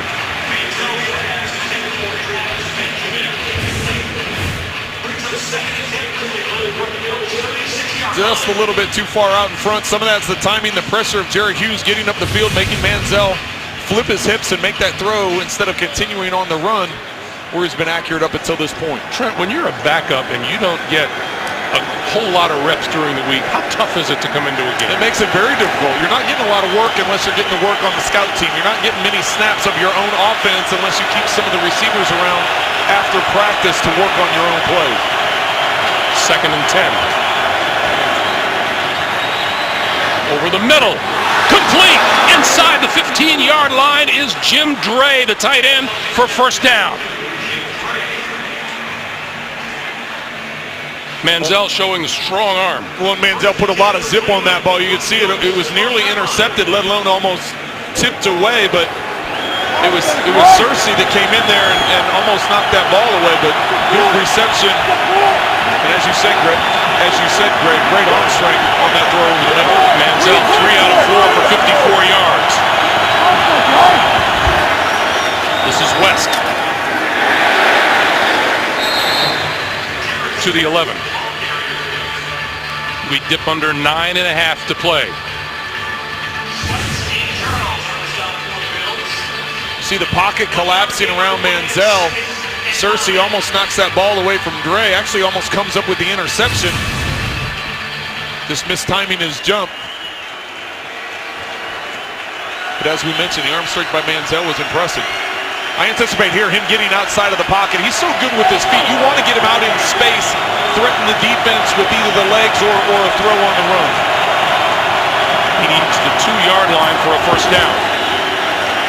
Manziel on the move. Gonna run it up the middle towards the end zone. Touchdown. And that's the dimension he brings. I just got through saying, get him out in space. That was not intended to be out in space, but because of the pressure, the Bills were able to get up the field. Keep your eye on Hughes coming up from the right on Joe Thomas. Gets upfield. That leaves that lane for Johnny Manziel to take off. And Bills secondary just not taking a good angle and maybe just misjudged his speed.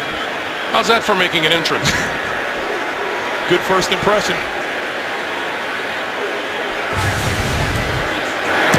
Extra point is good. Johnny Manziel comes off the bench, scores his first career touchdown, and suddenly Buffalo's lead cut in half. It's 20-10. Johnny Manziel comes off the Cleveland bench, engineers an 8-play, 80-yard drive in 3 minutes 14 seconds. 20-10. Buffalo leads, and still plenty of time. Well, Greg, that was very impressive. We mentioned the number of snaps that a backup quarterback gets during the week, and it's not very many, let alone running your own offense. So nice job by Johnny Manziel and making the adjustments he needed to. And this will be a touchback. Let's go back to the touchdown. Well, first it starts off with the route that they're running. They've got a post here, they've got a post on the backside, and then they're going underneath. Johnny Manziel is trying to get the ball into the end zone. That's where he's looking, but with Hughes getting upfield, that leaves the lane. He gets right up through here. See, everybody's covered. You got covered. They're running up to cover Gordon here. He's covered, so he's got to take off and run, and that's what leaves the big lane. And, you know, it was very disciplined in defense by the Buffalo Bills by having the coverage they needed. Just not anticipating the speed of Johnny Manziel. That's the difference between he and Hoyer. Hoyer is a good runner, but Manziel has a different level of speed. Now Cleveland looking for a defensive stand, and Fred Jackson for 5. And Buffalo looking to take some time off the clock. Mom, did you see me? Still got a ways to go in this ball game, but that was a good start for him. And you know the Bills are going to be on the sideline trying to make some adjustments with a different quarterback in there, different mindset when you go to game planning.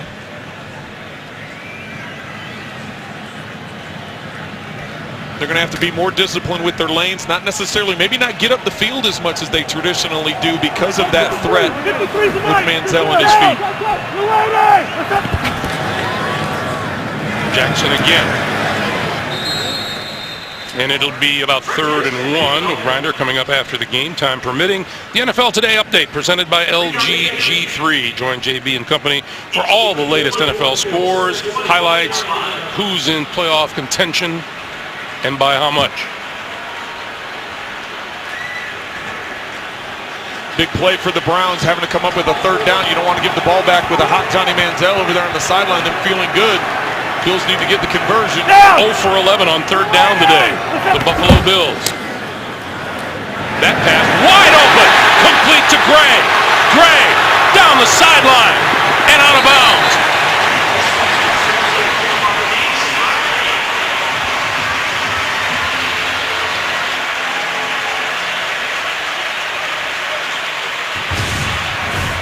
Gray is going to be right here. He actually steps back inside and then goes up. The flow of everything is going to go to your right.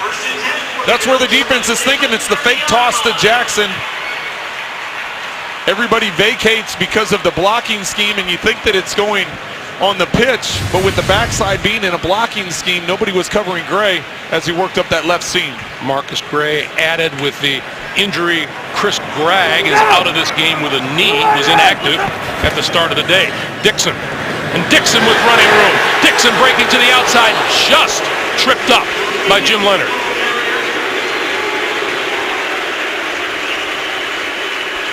The Bills had yet to convert a third down prior to that last snap, and Nathaniel Hackett, the offensive coordinator for the Bills, what a timely call, knowing that they're going to be zoned in on Fred Jackson, that they're going to flow over there, getting the big pass play to Gray, and then coming back with a run play, getting a good first down run, using up more clock. You can see Orton standing there in the huddle. He's watching that play clock before he gets his line out. He gets his group out of the huddle.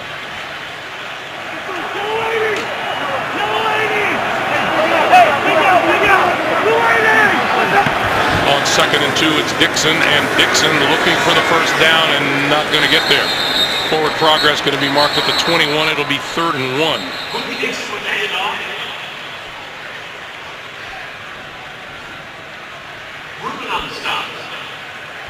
Another big 3rd and short coming up again. Don't be surprised they come right back to a play action pass. Meanwhile, that clock now working very much against the Cleveland Browns. Coming up on 5.5 to play. Jackson back into the lineup on 3rd and 1.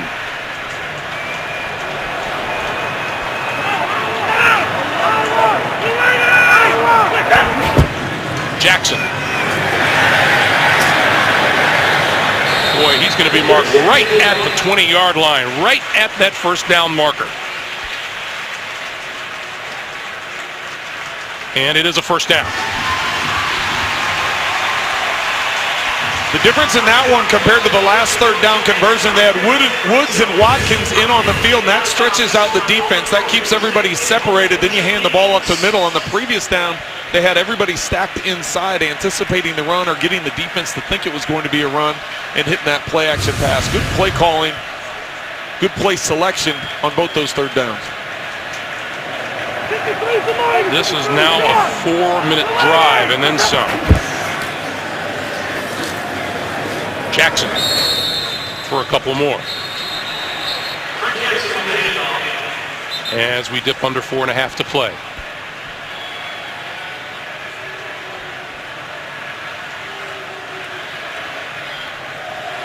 That always cracks me up, Greg, when they're doing that, because the play clock is still running. So they and they're laying there, well, why don't we have more time? Because you spent 15 seconds pushing and shoving each other. Pretty good present for these Buffalo fans today. They're happy to have football back, and the Buffalo Bills serving notice so far that they're still right in the middle of this playoff hunt. Jackson, and Jackson will not escape number 97, Jabal Sheard.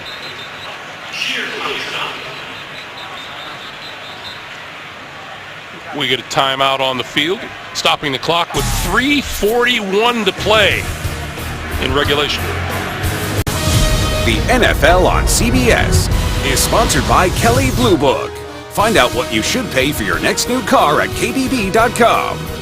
And by Subway Restaurants. Get your own Big Hot Pastrami Melt at Subway. Back at Ralph Wilson Stadium in Buffalo, that gentleman in the white cap, Nathaniel Hackett, the offensive coordinator for the Buffalo Bills, and his idea is to let as much time off of the clock right now as he possibly can. 3rd and 9. 53's the mic. Jackson. And Cleveland will use its second timeout to stop the clock with 3:36. And that'll bring Carpenter onto the field again for another field goal attempt. What's in store for these teams down the road? Well, we told you at the very beginning that it's a rough road ahead for the Buffalo Bills. The Bills at Denver, home to Green Bay, at Oakland, and at New England. Yeah, they got some tough opponents. You see 3 of the next 4, 3 of their last 4 all on the road. Cleveland doesn't have an easy road either, though, with Indianapolis, Cincinnati, and Baltimore. Carpenter from 34. But that's what you want this time of year. You want those tough games because it puts you right in playoff talk. And that kick is good.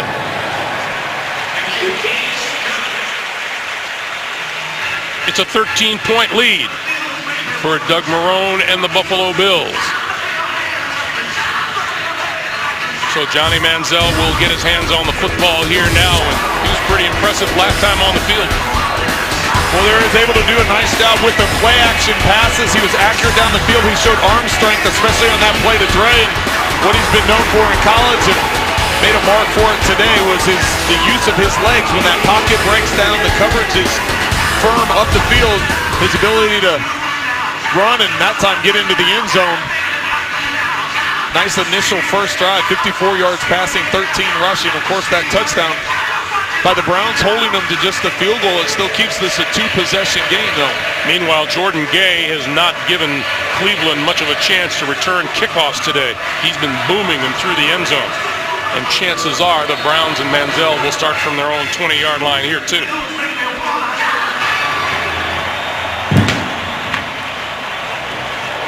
Buffalo with 2 timeouts remaining. Cleveland down to 1.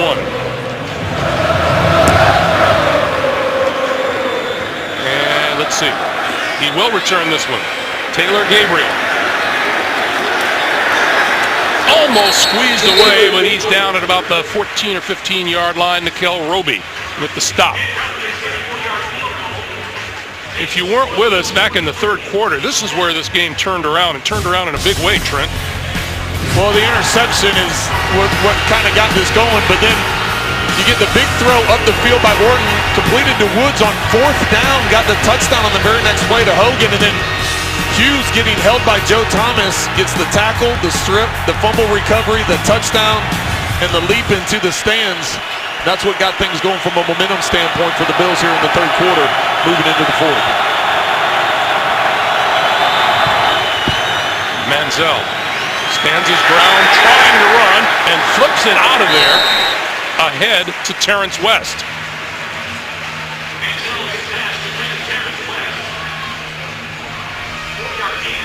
.310 to play. 2nd and 6.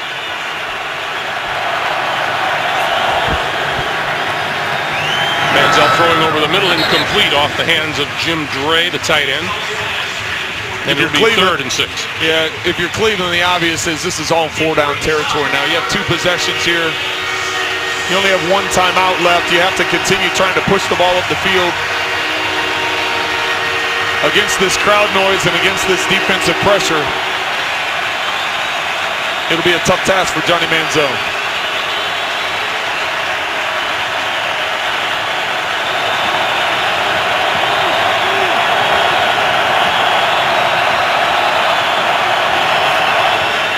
Manziel lost the ball, picked it up, got knocked backwards into the end zone, the loose ball.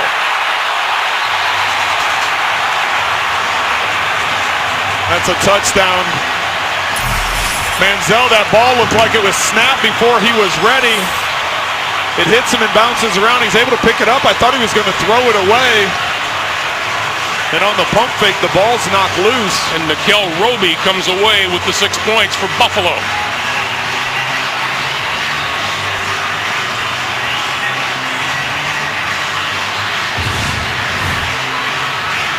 Simon Manziel gives his leg like he wants the snap, but then he looks over to his left at the last second, right when the ball comes in. He's not ready to catch it. It bounces off, and Kyle Williams is able to make contact there. As I thought he was just trying to throw it away, but he was bringing it back in. And the question would be, was his arm going forward? He had stopped his motion when Kyle Williams hit him. Well, it goes back to that Tom Brady tuck rule from years ago. I was there. It was cold. Yes. Brought it back down, and that was right into the meat hooks of Kyle Williams.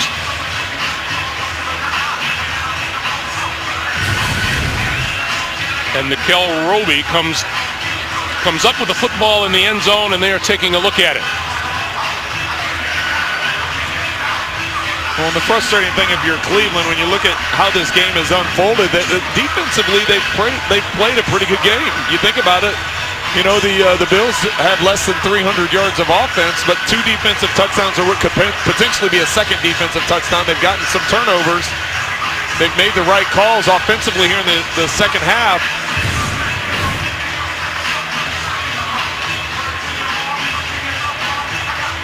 He stops his passing motion, and then Kyle Williams just knocks the ball away from him.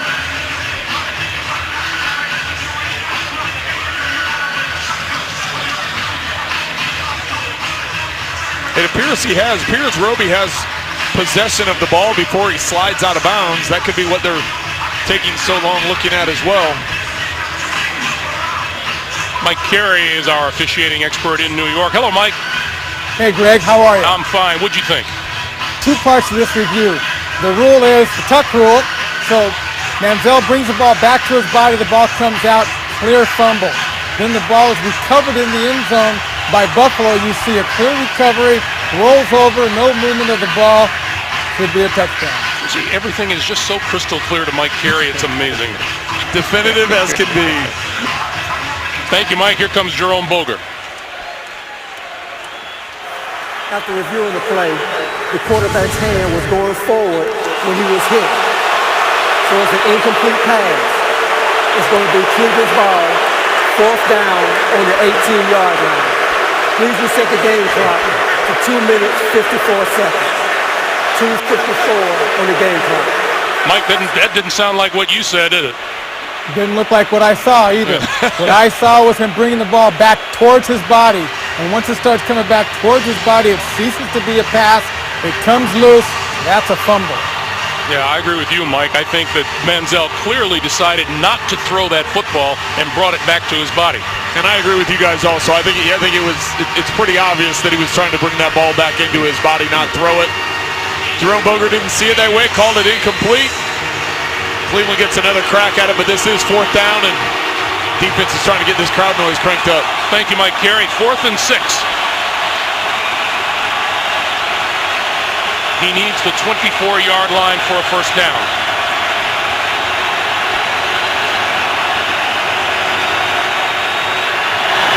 Under pressure, throwing, and let's see where forward progress is marked. Looks like he's short of a first down. The pass is complete to Miles Austin, and that looks to be about a yard to a half yard shy of a first down. I agree with you, Greg. It looks like it's short.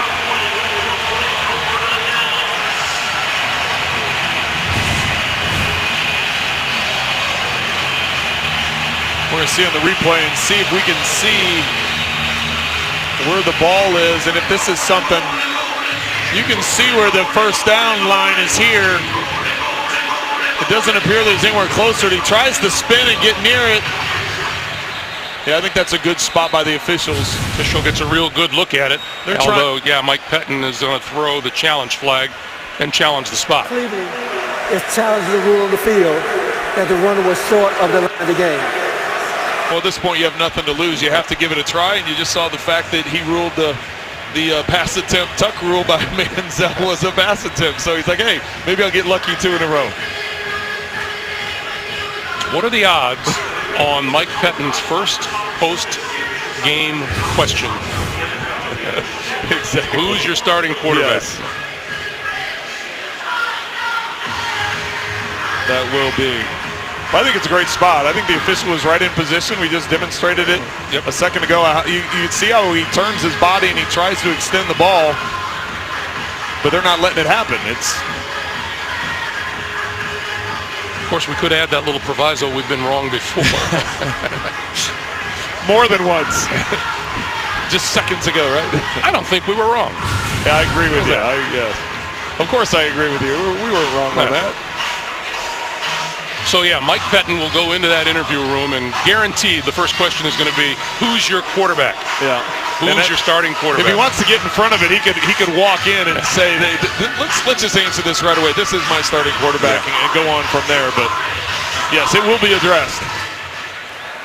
After reviewing the play, the rule on the field is confirmed. The runner will stop short of the line to gain. Cleveland is charged its third timeout. So that will do it for the Cleveland Browns, as this first down attempt comes up about a half a yard short. And that's as good a view as an official can ask for. Yeah, it was very clean, and if you're wondering the Bills can take a knee, they can't. They're not to the 2-minute warning yet. So if they want to run it all the way out, they have to get one more first down. Hey, easy. Opposite.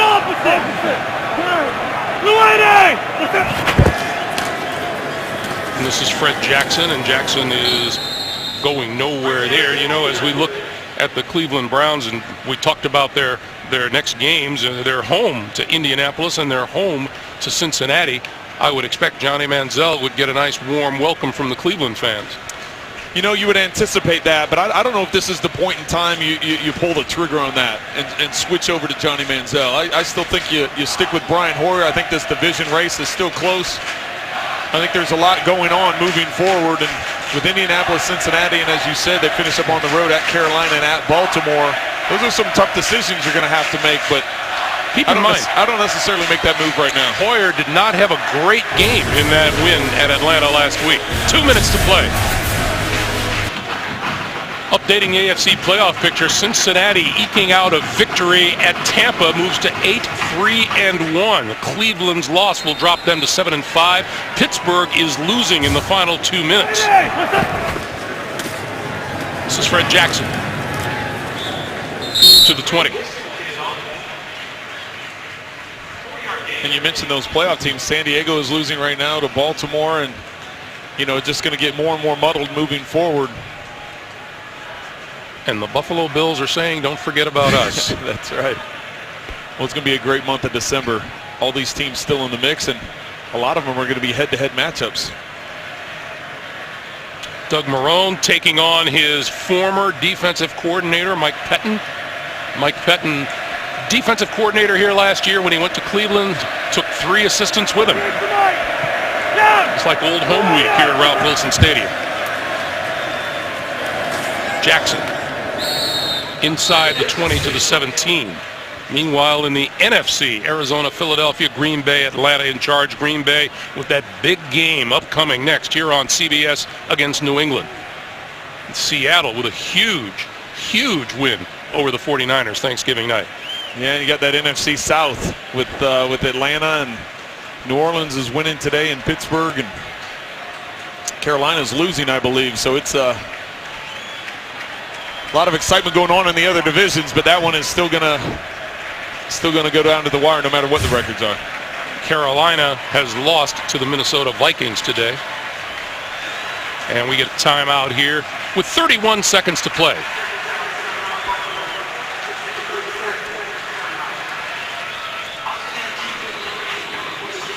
A pretty good gift for the hardworking people here in Buffalo who just withstood so much over the last couple of weeks. Yeah, and for the football junkies, don't go anywhere. You got that New England Green Bay game coming up. That's going to be an exciting one. 2 number 12s in that game, right? That's exactly right. That's the scouting report from Coach Belichick. He gave it to us. Carpenter, 3 out of 4 today. 4 out of 5. And through the uprights. 26-10, Buffalo with 27 seconds to play.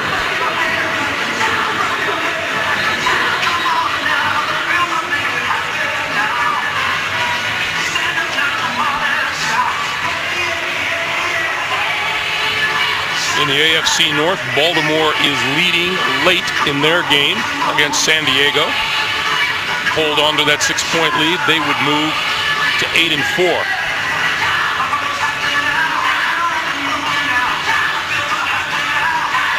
and it has begun to rain here in Buffalo. These people don't much care either. Hey, rain is better than snow any day. They're like, hey, it's not freezing rain, it's not snow, we're not shoveling. They're sticking around, singing a little bit, dancing a little bit. You'd rather swim than shovel any day. They have reason to be happy. This second half has been good football for Buffalo. And you heard Doug Marrone say it. We didn't play very well in the first half. They came out and did much better in the second half. Taylor Gabriel will not run this one out. Meanwhile, for the Bills,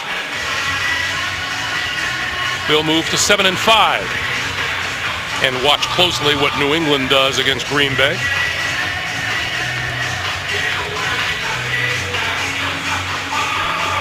Buffalo right now just drop back into prevent. Not a whole lot that Manziel can really do in this situation. Just try and get some underneath stuff. It'll be pad the stats a little bit. But that will have to be addressed at the press conference afterwards. Moving forward, do you go with Manziel? Do you stick with Hoyer? I think you stick with Hoyer definitely another week, and while you're still in the mix of this. This is Terrence West, and West running it up the middle and down at about the 38-yard line, and the clock continues to move 15 seconds, and let's see if that's the last play of the day.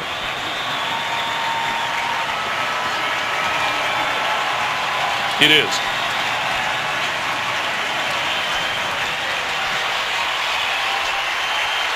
Will Johnny Manziel quarterback the Cleveland Browns next week? We'll find out, I guess, soon enough. 26-10 Bills.